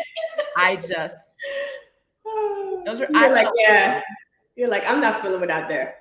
And then other things, right? Like, it works for you, but I don't want to drive in Mexico City. And that's a place where you kind of have to drive or have a driver, right? Absolutely. Or take Ubers you want to go eat, I can walk downstairs, right? And get some street tacos and some restaurants all within a block, right? That's not like that over there. And so if Roxanne had said, I love my neighborhood, and I was like, oh, I'm going to check it, that wouldn't be enough for me. I have to ask more specific questions. Like, what do you love about it? Or I hear this a lot about Mexico City and other places in general. Oh, everybody lives in this neighborhood, or everybody lives over there. And it's kind of like, I'm not everybody though. So like, what does that mean? And what is it that I'm really looking for? And Um, you will know, I will be honest in saying the people who live where I live in Panama City, they are either retired and they're looking for a certain lifestyle, or they are with companies. mhm. Um, because it's very I don't it's very isolated from the rest of Panama, if I'm gonna be honest. Like I Okay. have a mall over here, I have grocery stores, I have car dealerships, I have restaurants. If I never wanted to take that causeway over to the others into Panama proper, I wouldn't have to. I can make everything work right here. And so as a result, I think people who live out here that don't have any desire to really mingle, They don't go. this is amazing. This is doing life. Okay. All right. So we have a good question from Valerina, which is, what do you do if you cannot find the person you're looking for? How do you adapt or handle that missing piece for the remainder of your stay there? Ooh, Valerie. Valerina. Valerina? Yeah. Mhm. Valerina. Um, you I talk a lot to my girlfriends that I have. I have girlfriends in Ohio. I have girlfriends in Mexico. I am very intentional about staying connected.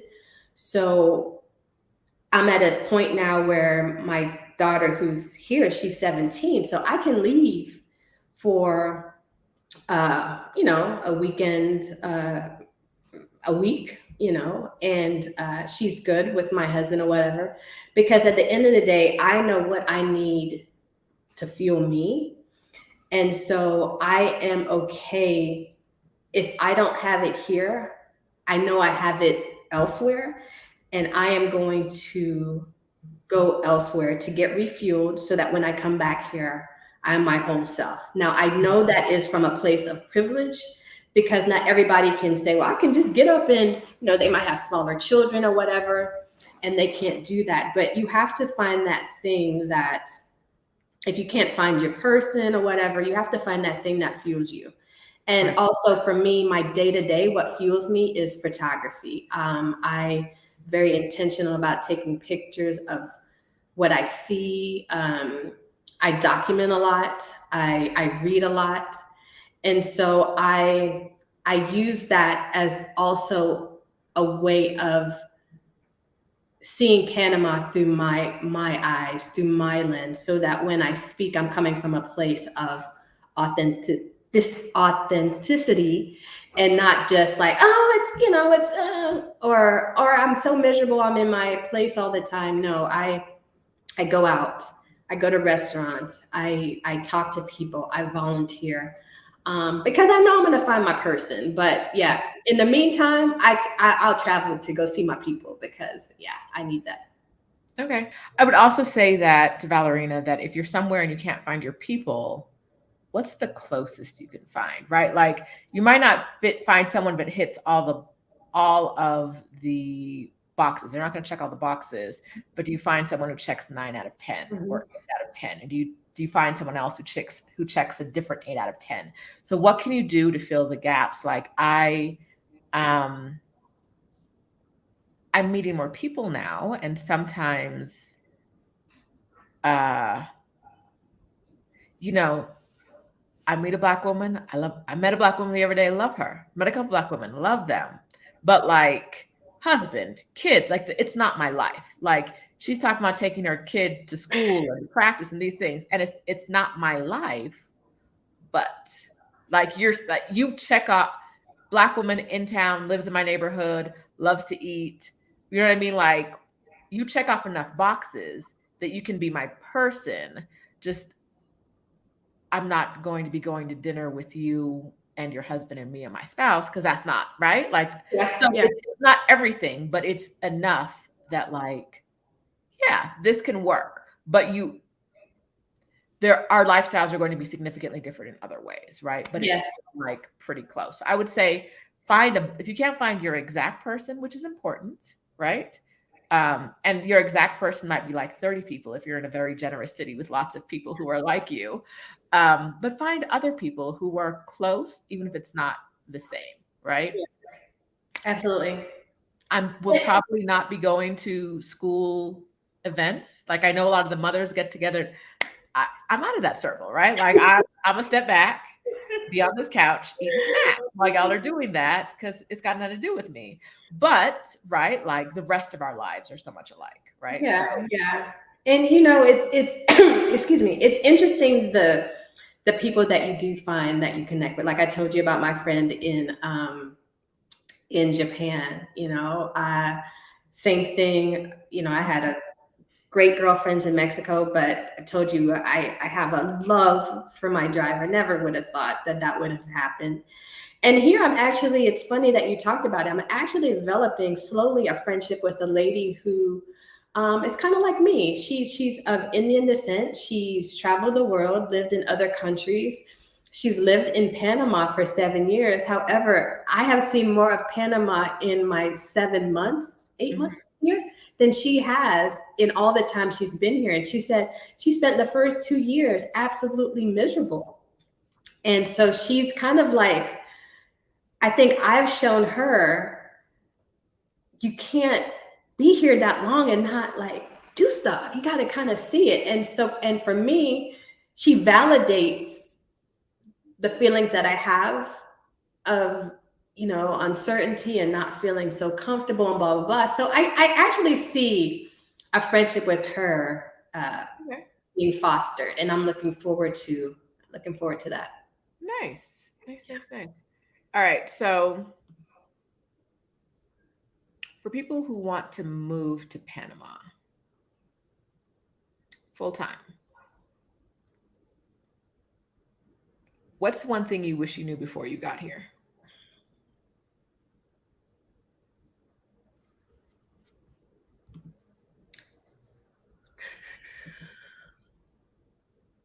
Just Panama City in general, or like where I live? Panama The City. city in general. The general. What do you think? What do you wish you knew?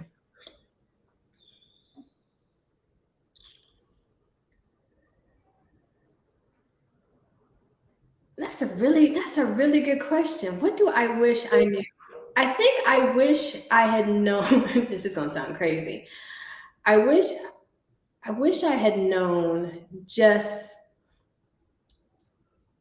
how much people were in a box and how much they were okay being placed in a box. And I think if I had known that, I would have had a different set of expectations when I came here. And the reason I say that is you will easily hear people say, you know, my help isn't smart, they're unreliable, and blah blah blah blah blah, right? And then in the same breath, you will have the person who is, you know, the domestic helper who really has doing the best they can take on that. I'm not very smart. I don't really do a good job. And for me, that's like, oh my God, like, how do you talk so negatively about somebody that is working for you and then you normalize it, right? Right. Like for me, and so I think that's another layer of complexity that I haven't addressed regarding the whole complexity of myself here is the ones that I have talked to, it's almost as if they're okay in that box. And to the point where this is a funny, sad, might be a little triggering for me, but I'll say it anyway. So when I moved here, I wanted to give somebody who looked like me an opportunity to work in my house, you know, knowing that we are a family of 3. We don't have little kids. You don't have to cook because I love to cook. Kind of like a cool for me, because you know I had Rocio for 6 years. You know Rocio. Had her for 6 years. I was like, oh, I want to find Rocio, and we're gonna have a good relationship. And the person started, and she first day she was on time. All the other times she was late. I had to leave after week 2 to take my daughter to college. Mm-hmm. And so it was her, my husband, and my younger daughter. And I can do late because I'm at home. My husband can't do late because he has to go to the office. And here they make a big deal about don't give anybody your key, you know, you have to let them in, blah, blah, blah. So she was late, and he said, hey, I don't know what's going on, but I just need you to be on time because I have to go to work. And if you're late, I'm late, and it kind of impacts. My husband's cool, so I know he said it cool. She literally the next she texted him and said she quit. Okay, fine. Hey, that's fine. But of course, he felt a certain kind of way. Like, and I'm in Atlanta, so I'm thinking, what did you do? He's like, I just asked her to be on time. Mm-hmm. Fast forward, and she was one of those who was kind of like almost acting always beaten in my home. And I'm kind of like, no, we're a jovial family. Like, you can't be acting beaten in my home. So fast forward, she quits us, and she goes to another company, blah, blah, blah. So she sends me, I'm in New York last week. She sends me this note. Hasn't talked to me months, right? Because this was in August, it's now March. Sends me this note saying basically, yeah, I know I quit you for another job, but the job that I quit you for went into bankruptcy. And as a result, I need to come back to work for you because I now need money to pay for my kids' school supplies, right? And I'm sitting here thinking, there we go with those, for me, there we go with those boxes again. Like, you have basically put yourself in a box where you felt as though you were not worthy of a good thing, right? You had a good thing, but you didn't know how to deal with it. You thought something was better. You went over to that other box. The other box let you go. And now you coming back to me is like, what's going on? So it's like all these different complexities that I know happens everywhere, but I think to see it same time with people who look like me, who I feel as though the conversation, especially as around domestic, is one of incompetence, always late kind of thing. And for me to be intentional about really trying to go against that, and you basically are like showing what these people, and I just think to myself, like, oh my God. So I wish I had known that. And I talked to a Black guy, and he basically confirmed that there's a whole lot of things going on here that is multifaceted, you need to really be here for a while and really talk to people and kind of just sit and observe to understand the level of complexity. And so I wish that I was told that. And I think had I been told that, I would have come in with a different set of glasses. Okay. And so now I've kind of cleaned my glasses, and I'm seeing things a bit more clearly, and I am finding out a lot more about this culture, well, people here and how they do things. Yeah. Okay.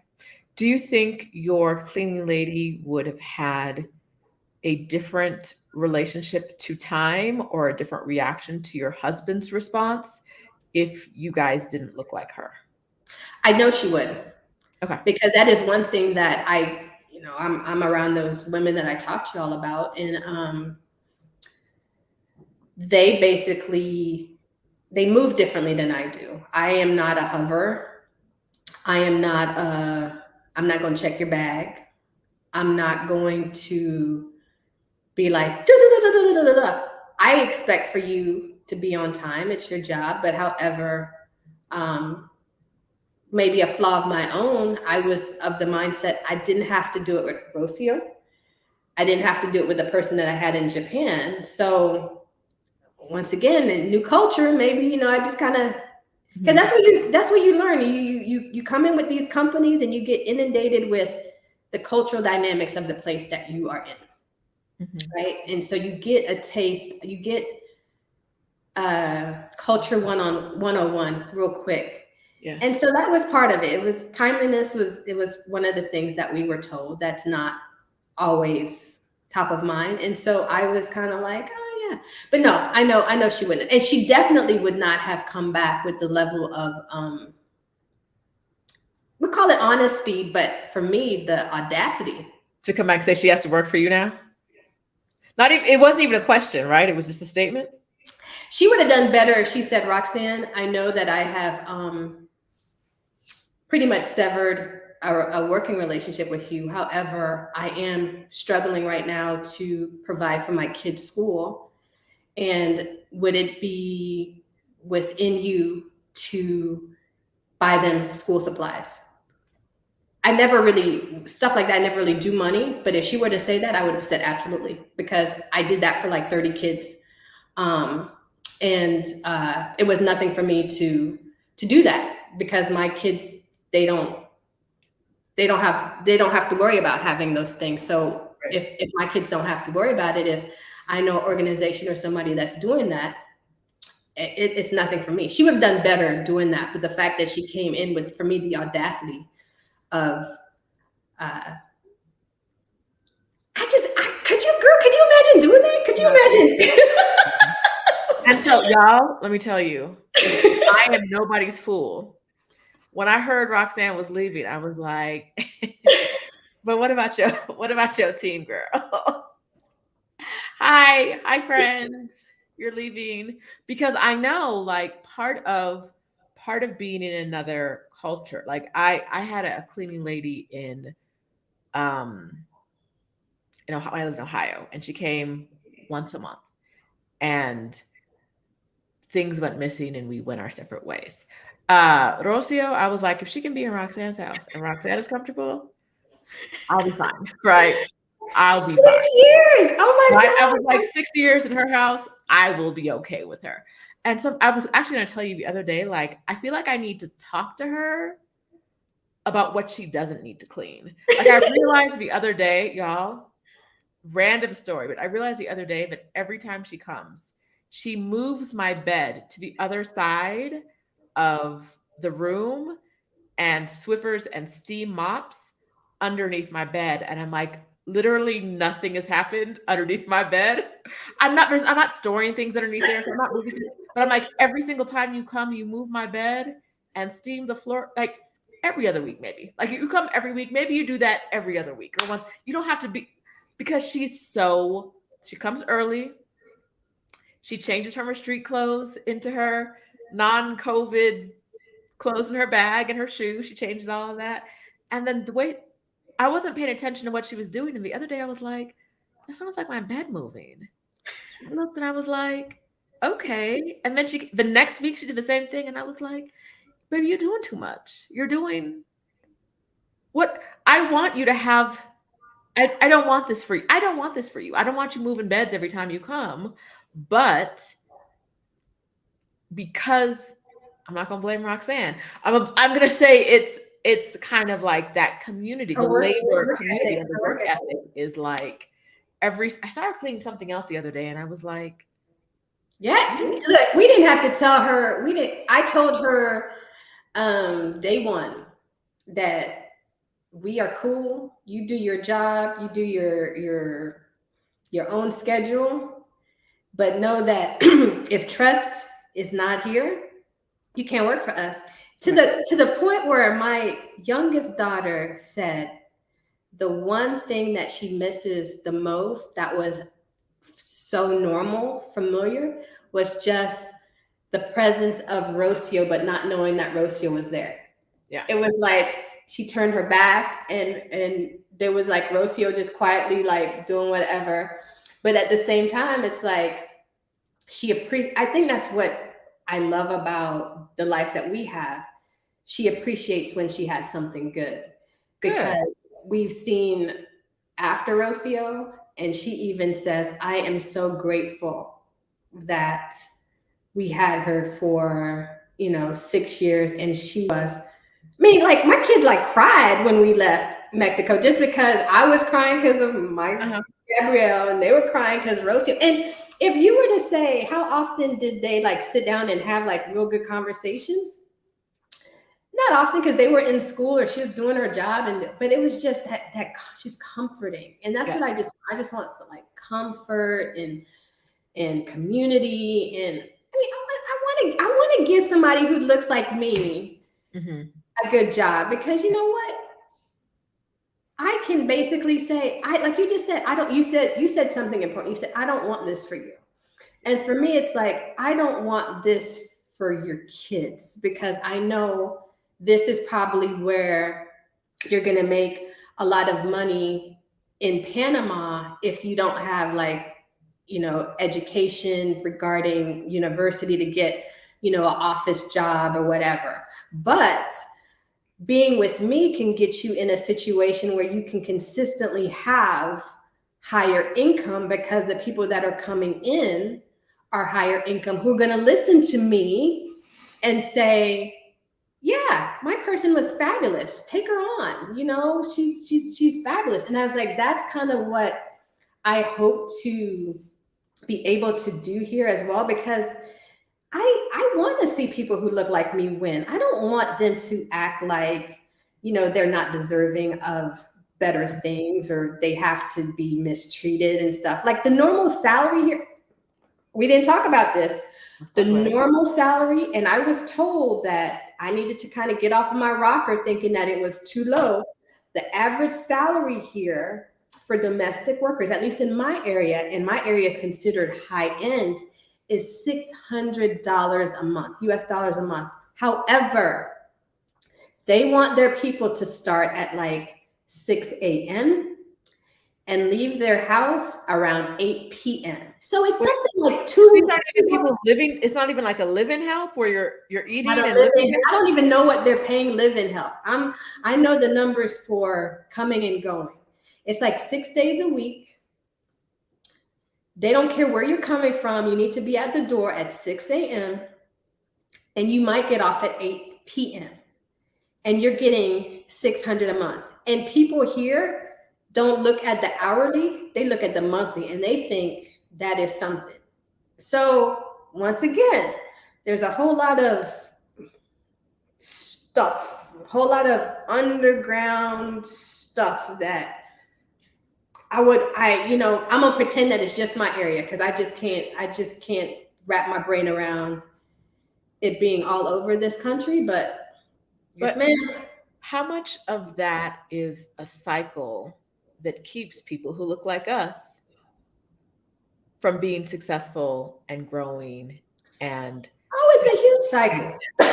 It's a huge cycle. These are people, because we talked about where you live. It's people who don't look like you hiring the staff, and Black people being the staff. And so they're not paid well. I'm not going to say for the country, but more of like a general life conversation. Here's what I know. The people who are paying these staff would not do this work for $600 a month. Like at any position in their life, right? Even if it's not right now, 20 years ago, they wouldn't have been doing this work for $600 a month. And so and I see this in Mexico too, when the lighter people are talking about how much you shouldn't pay the darker people, it just feels like this is how the systems and the cycles sort of like propagate themselves. This is how it is. Now we go back to my first conversation about how I'm treated now. See, because it's like you moving different, woman. You moving different, and we're not accustomed to people who look like us moving different like that. And you're questioning. Like, I look at the people that I know that told me this, and I was like, you make 600. Because there was one young lady, I'll give this brief story, and I've been telling all these stories. There's one young lady, I was in the elevator with my dogs. I'd been assumed that I was a domestic also. So she saw me, and she was like, she saw me hit my floor, and she was like, "Oh, are you the new maid for that family?" And I said, "No." And so she was like, I'm with my dogs. She was like, "Well, what are you doing?" I said, "I live there." And she said, "Oh." And she totally missed her floor, because it was like, she was so enthralled with our conversation that she went up to my floor, because the service elevator, the main elevators, you have to be on that floor to hit the button, but the service elevator, you can go on any floor. And so she was like kind of like dumbfounded, and she immediately was like, didn't know what to say. And I was like, oh, you take care, yeah. And I went to my little messed up Spanish, and I went to my place. Less than 5 minutes later, I hear this rap. And so I'm opening my front door, and it was like she realized she was not lying to me. Like, she really lives here. And so now I'm kind of like, why are you back? She said, are you looking for anyone? And I was like, actually I was, but I was of the resolve that gonna just chill for a minute. I said, not really, but we had some small talk, and she gave me her information, and she was the first one who basically told me about the salary and the hours and stuff like that. And I was that can't be right. So I started asking more people. I started asking them casually, because I'm the new person, so the new person always asks for, how's life here? And I was like, what's the going salary? And they were like, oh, it's like six. Everybody was like, oh, it's like 600 a month, or sometimes 5. Somebody said sometimes 5. I was like, oh my God. And then I was told, this is the problem. I'm sure you've encountered this, or maybe you haven't. I was told, this is a problem when you have an American expat mindset. You elevate the salaries. And you have to realize that there is a norm, and the norm is no more than 600. So, and that's hard. You know why that's hard? Because I could say, I'm not paying that. I'm paying more, because people have to live and be able to have for the future, because it's not lost on me that I live this life because of opportunities that were given to me and my family, right? But if I leave and I am not going to support that person once I leave, how easy is it going to for them to be able to find somebody like me who is paying more, when the norm is a certain level? And that's something we also don't talk about in these expat circles, because we tend to talk about what we have and what we can do, and how much we're paying our person, which is good and fine. I pay fair, but also, what does that look like when you leave? And that's why I said, when I talked about that person who quit because we said to come on time, what she didn't realize is, once you get in with certain families that they are expat, but they're going to be here for a while, and then there's somebody's going to be replacing them that has similar lifestyles,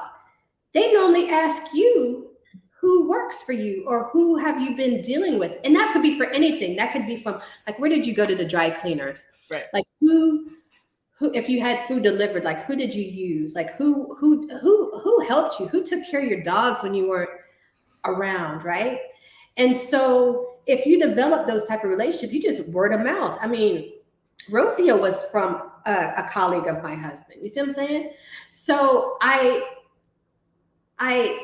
cannot co-sign with paying somebody a wage where they cannot live. However, I also realize that comes with a level of complexity, because once I leave, like, I left Mexico. I knew my driver was going to be too old to really have a family like me. And I told you, I love this man. So we basically said, okay, we got you. We got you. You stay at your house. Just don't worry about anything. But I couldn't do that for Rocio and him, because for me, it's like, you also have to know how far you can do things, right? And so I always say,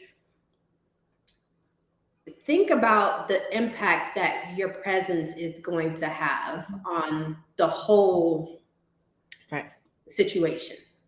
So I'm seeing a lot more of a conversation, and because I'm in a lot of these Mexico City groups, I'm seeing a lot more of conversations about how much like is an appropriate wage for this or that or this or that. And I hear a lot, you can't pay more because that messes up the labor market for everybody else. But when I hear everybody else, they're only talking about the other employers. There's no at all. There is no concern for what the actual employees are making, right? And so you can't pay more than what other people are paying because then those people might not be able to afford staff. But I'm like, am I more concerned about the people who can already afford staff in the country, the locals who can already afford staff in the country I'm in? Or am I more concerned about why my cleaning lady has to live 2 hours away and after, with her 2 hour commute, still lives with multiple people, right? Like, which one of those as a human am I more concerned about? And I'm more concerned about the staff and making sure that Absolutely. they can afford a life that I would be okay living, right? Like I don't want to be someone's employer and have them living a lifestyle that I would be like, oh heck no. And Rosia works for me 4 hours a week, right? Like I can't change her entire destiny, but I can make sure that I'm concerned about her well-being. And so I'm not paying double, right? Like I'm not way out of the market. And my impact isn't going to price people out. But I just think it's really interesting that when so many people have this conversation about upsetting the labor market, it's never on behalf of of the laborers, right? It's never we say that we are progressive people and we care about as employees, right? People who've been employees, we care about the employees, but in the conversation about how much to pay people as an expat, it's almost the what the employee is making is like not as important as what the employer is paying. And I'm like, that just puts you right back as like the capitalist in the capitalist market that you may have been trying to get away from. And Absolutely. so I think it's an important conversation to have. I think you don't want to go to another country and completely like pay 3 times what you should be paying in rent, right? Like that does throw off things. But like, is there someone who directly benefits from you paying a wage that you think that feels healthy, right? Like some of the wages I see on in some of these mom groups, I see people paying like $1 an hour to watch It's their kids. And I'm it's like, what per child? Like $1, you got 3 kids, you're paying them like $3 an hour. it is so it is so What's I happening? I just can't I just yeah.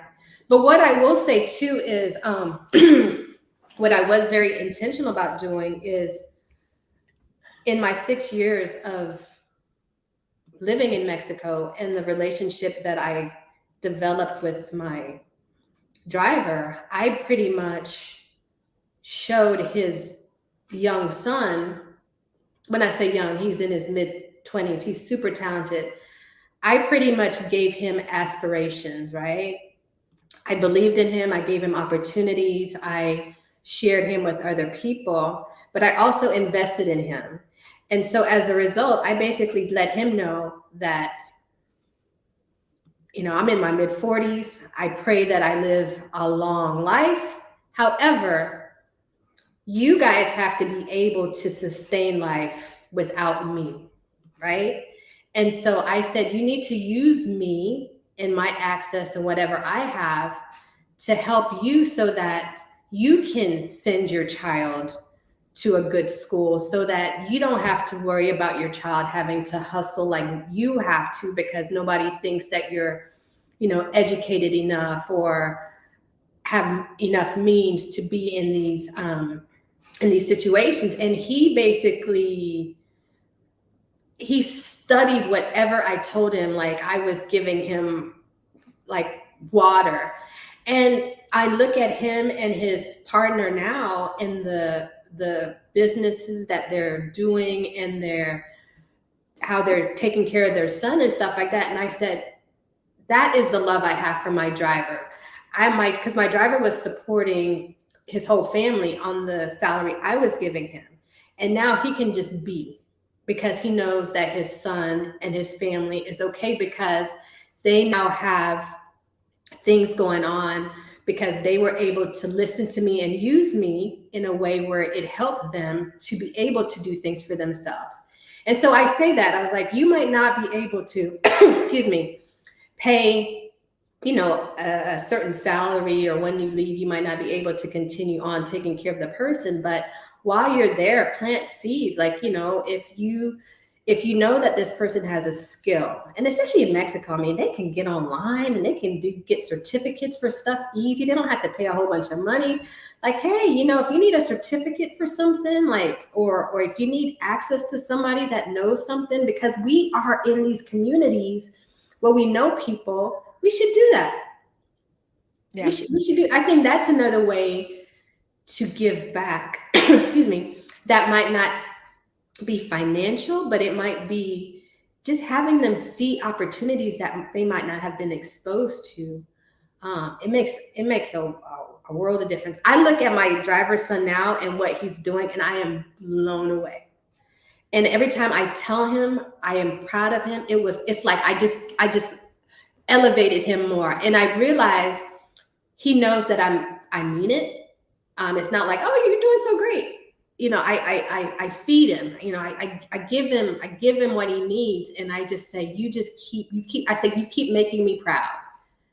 And I think that's a different conversation for him than making your father proud, because I think he knows his dad's already proud of him. But for me to be a stranger, now family member, to say that, and I just think, yeah, that's what is for me. These expat circles and stuff should be about. It should be doing life the way you want to, but also seeing the level of impact you can make. And that doesn't even have to deal with means. It could just be, conversation, talking about something that you read that they didn't know about, because you have a certain level of access that they don't know, that or vice versa. They might be sharing something with you where you're like, hey, I went there because you told me about this, but did you know that this is also there that could be a benefit to you? Right. And kind of make it a partnership. Yeah. I see in the sorry, I'm trying to block people, and I blocked some of you nice, lovely young ladies. Unfortunately, sorry, I was trying to block somebody else. That happened in the comments. What were they saying? Men showing up. Are we talking to bougie form? Apparently, we can never be like us. Just being happy and living our truths bothers so many people, and I'm like, I'm not worried about you. You could just mind your business over there. You could just also mind your business. But something LLO wrote in the comments, I want to talk about. And she said, you can pay them with other benefits like transportation, perhaps their mobile phone, or if healthcare is reasonable, then money towards health or dental. And yes, but since most of us have been employees, I prefer cash. As an employee, I prefer cash. And so I'm never going to put myself in a position where I forget even if I'm running my own company, whatever, but I forget what it's like to actually work for somebody else, right? So I was having this conversation the other day. I worked with a client to help her set up a sabbatical benefit for her employees. So, hey, this is a new thing I do. Come through, y'all. And it was really good talking about what we could do as far as benefits, but cash. Like, what do you pay your employee when they're on sabbatical, right? Like, is there a different kind of benefit you want to give?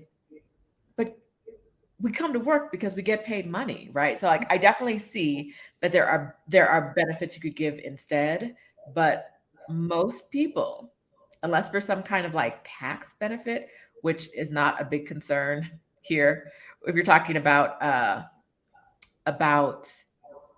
like domestic workers, most people just prefer cash, and I do too. So I never want to forget that. Um, yeah, so it's the kind of thing where you have to decide coming into a country how your values and what's important to you relate to the current culture of the country you're in. And is the current culture you're in actually the local culture, or is that the expat culture that's been layered on top, right? Like you've got to do some research to figure out like what makes sense, what can I do, what feels right. And that's not just with having domestic help, which we are blessed to have, but not everyone's going to have. It's these arguments about tipping in these Mexico City groups, Lord. Like even tipping becomes a huge thing because if you tip too much, then you're ruining it for everybody else. But like, are you ruining it for the waiter? Are you? I don't think you're like, I don't think the difference between 10% and 20% is ruining life for the waiter. I think the difference between 20% and 10% can make life a little harder for the waiter, right? Because it might be that money might really make a difference. Yeah. But I just want us to be cognizant when we're having these conversations.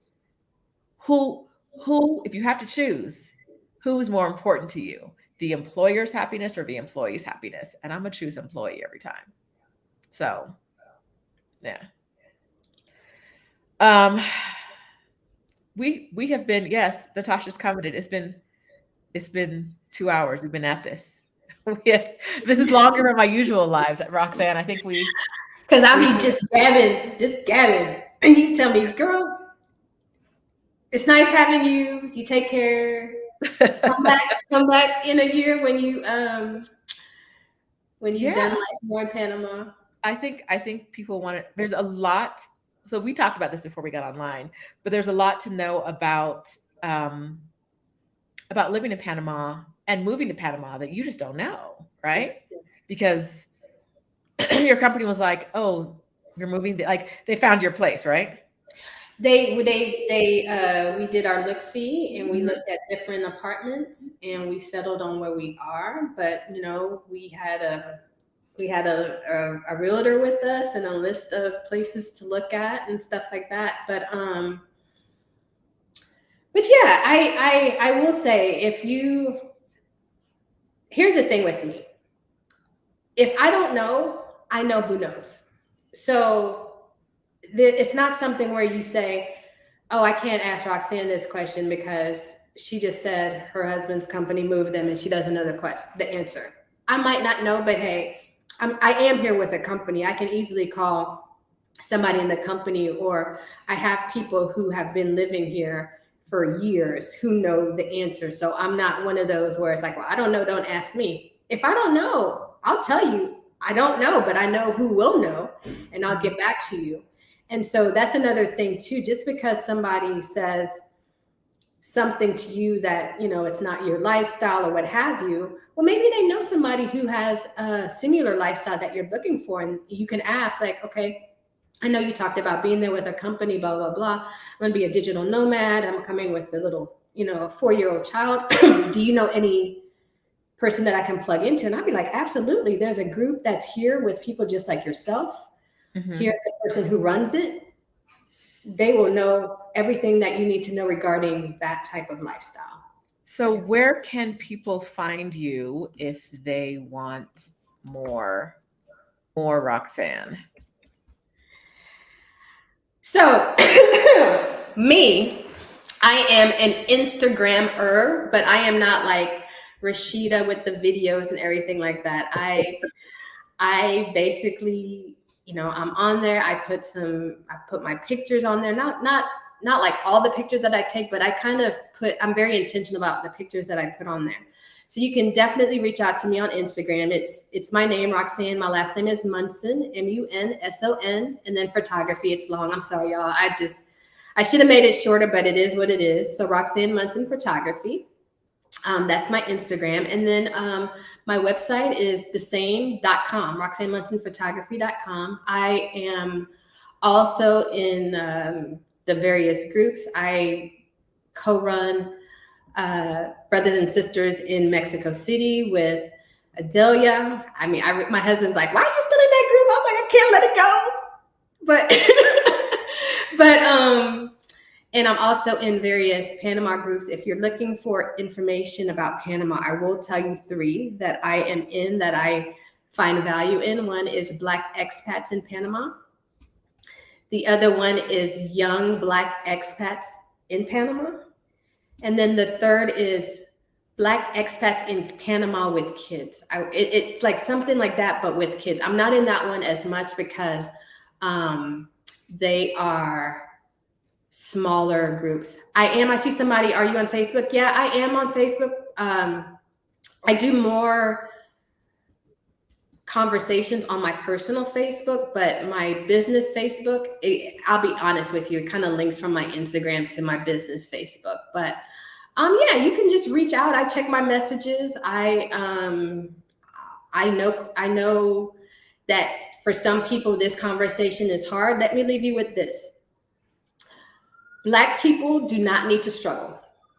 Okay? Black people do not need to struggle. We do not have to apologize for living well and having things and being abroad and doing life.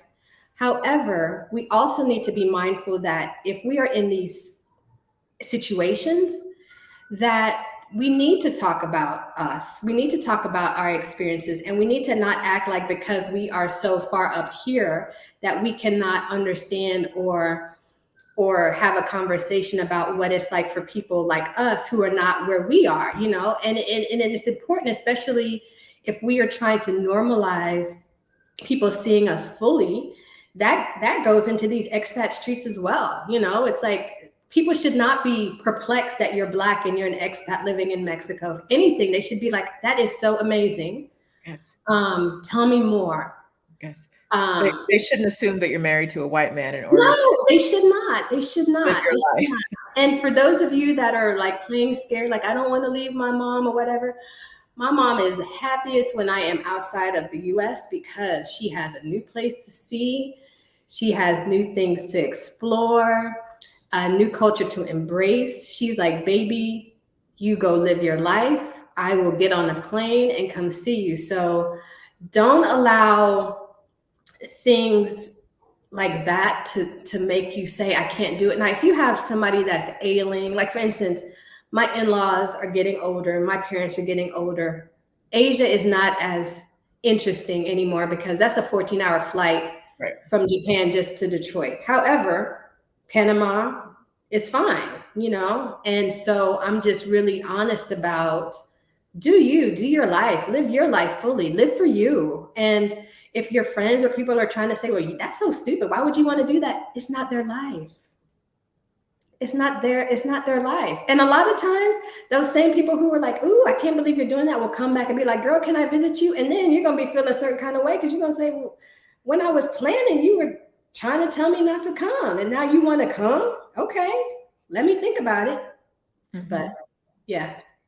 All right. I missed a word somewhere. Black Facebook groups, Black expats in Panama, Black expats in Panama with kids, and young Black expats in Panama. All right. I knew I missed one word somewhere. And that's the one I really, really like, young Black expats in Panama. That for me is, it's probably where I see myself if I was going to just kind of say there's a Facebook group that. Yeah. Okay. Yeah. All right. It's important to find your people. So find them on Facebook, find them on anywhere you can. I saw someone comment, and it was meant with love. He said Roxanne is in a league of her own. But I want to say Roxanne is not in a league of her own.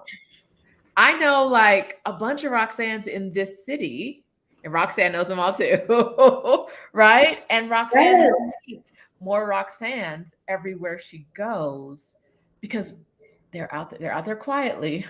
They're out there quiet, but they're out there. And so Black women living affluent lives abroad. Black and unbothered affluent lives. Black, Y'all. unbothered, affluent lives You move like you belong.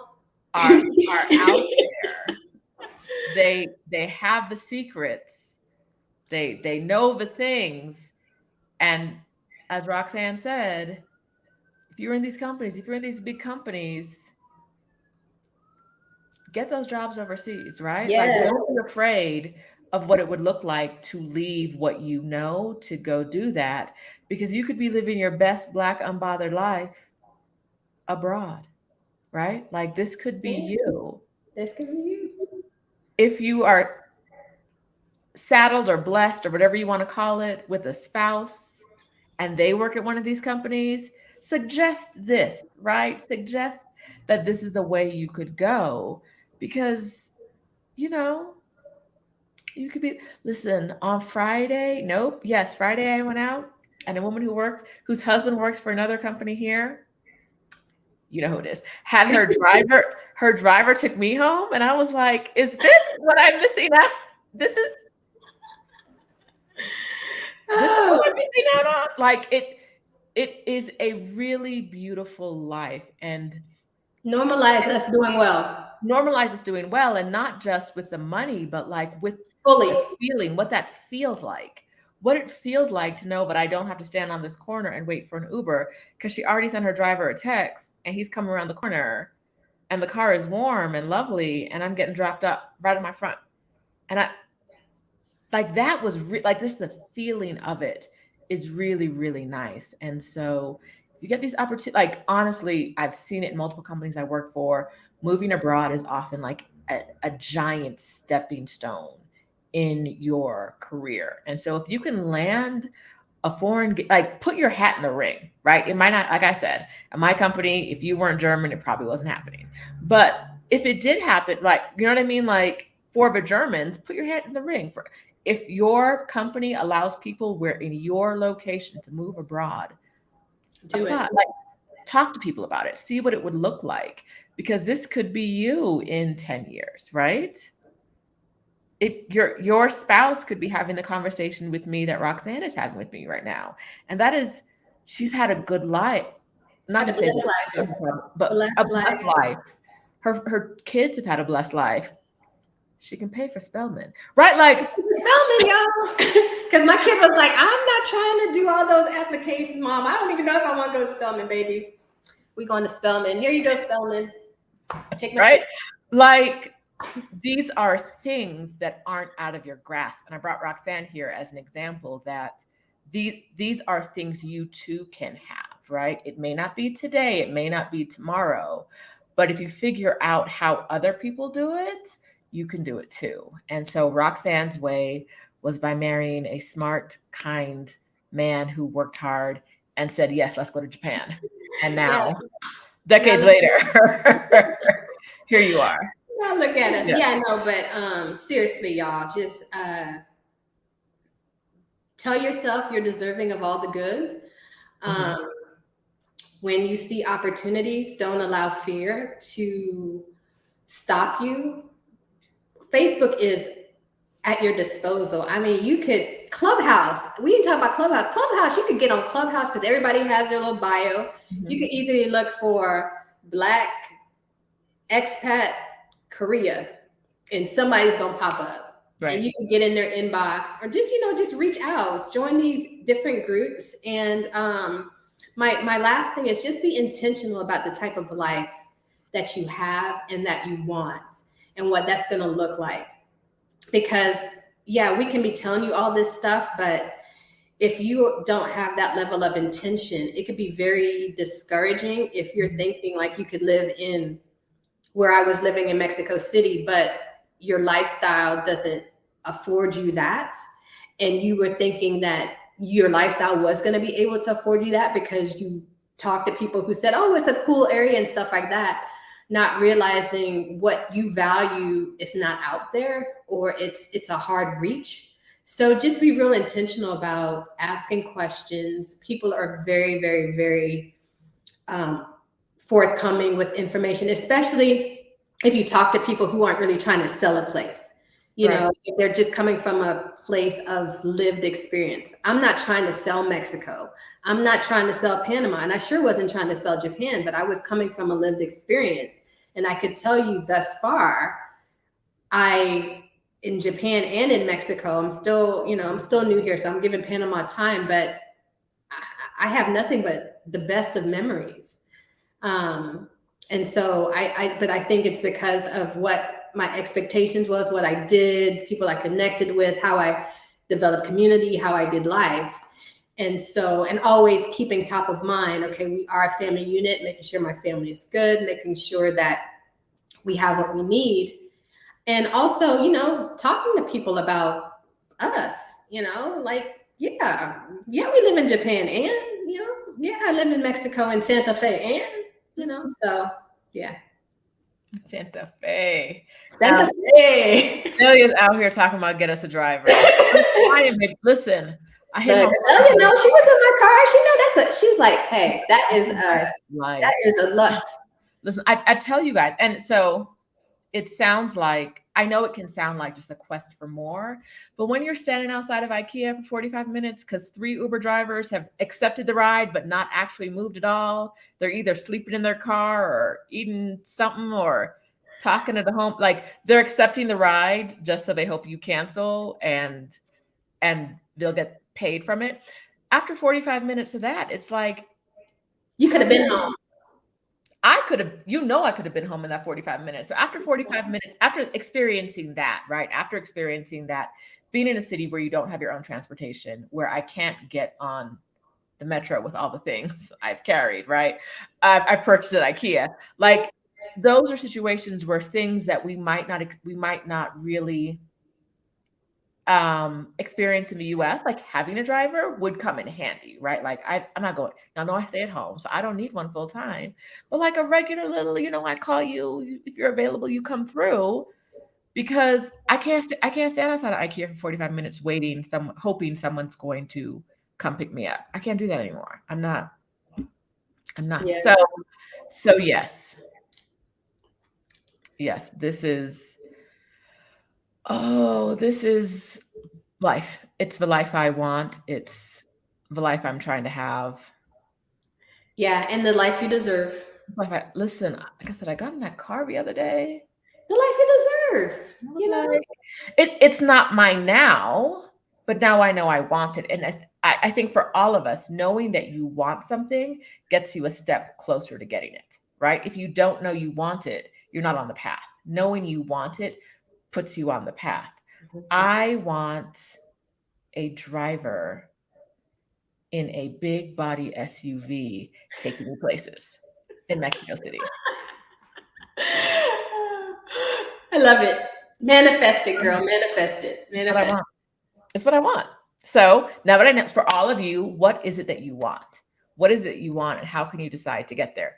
And now we got to I think this is literally the longest live I've ever done. And you know what? People are probably going to tell people like, look, we did, because, people going to see that number and say, oh my God, I'm not even going to watch it. Just say, watch it in segments, maybe watch 30 minutes. Yes. And then, but the thing with us, we just had like a casual conversation. So they might miss out on some gems if they don't watch it all, but they might be able to take their time watching it. That's all good. Yes. All right. Thank you so much for being here. Thank you for having me. Everyone, thank you for watching. Follow Roxanne on Instagram. Say hi. Y'all come talk to me. Listen, she talks to y'all. She'll be in there. And she's a wealth. If you want to move abroad, there's a real value in speaking to people who've lived in multiple countries. There's a real value in speaking to people who may not know like Roxanne doesn't know everything there is to know about Panama, but Roxanne knows what it's like to start over, right? She knows what it's like. Now she knows what it's like to start over with a little bit of help, but she knows what it's like to start over. And that's I know what it's like to start over. I know what it's like to ask questions. I know what it's like not to see yourself and be concerned about, why am I doing this? But ultimately, I know what it's like just to win, like to freaking like live life, like doggone it, it's something that I feel as though I want us to normalize. I want you to see Black people doing well in these expat streets and be like, yeah, of course. Not like, oh my God, how did that happen? Yes, of course. Okay, I need to say this one I thing keep before I saying let you more, go. right? I'm gonna let you go. But so many people act like moving abroad is what you do when you can't cut it in the US, right? Like you can't afford the US. The other day, someone's in my comments, when I talk about is Mexico expensive, and they're like, well, you moved to Mexico to downgrade your life, and you're not doing that, so that's why it's expensive. And I was like, who moves to downgrade? Who the F are you talking? Like me and my people, we're not moving anywhere to downgrade. I'm not doing anything to downgrade my life. So the idea that you moved to Mexico to downgrade your life was instilled in this human's brain. And I'm like, you and Oh yours no, might do that. But as for me and mine, I don't downgrade. no, Why would I move to another country to down? no. It doesn't make sense. And But that you is didn't the move. You idea. didn't move. And another thing, and then we're gonna go. But when people say, "Oh, I gotta go to escape," especially the racism. I gotta go to escape racism, and then they get to where they're going, and then And the they racism meets them there and they're like, "Oh my God, I didn't know racism was here." Like, baby, everywhere. you're Black. It's the If number one export, anything, like export you and import call them on it. You everywhere. call them on it. But Like, I'm not naive in thinking that I'm not going to counter racism. What I'm going to let you know is like, you're not going to treat me any old kind of way. But it's not lost on me that I am moving through life as a Black person, and there's multi layers of complexity and racism and stuff that I have to sift through. But yeah, I mean, when I see those conversations, I was like, baby, what utopia do you think you're going to? Hell, anti-blackness is worldwide. Like, what do you? Even in Africa, yes, even in Africa, you will experience racism yeah, and colorism. So there's nowhere you're going to move to that hasn't been touched, it hasn't been touched, right? right? So yes. So we're not moving to downgrade. I will end there, and racism is everywhere. So Yes. have a great day, everybody. Thank you, thank you, thank you. Thank you so much, Roxanne. Bye, y'all. Bye.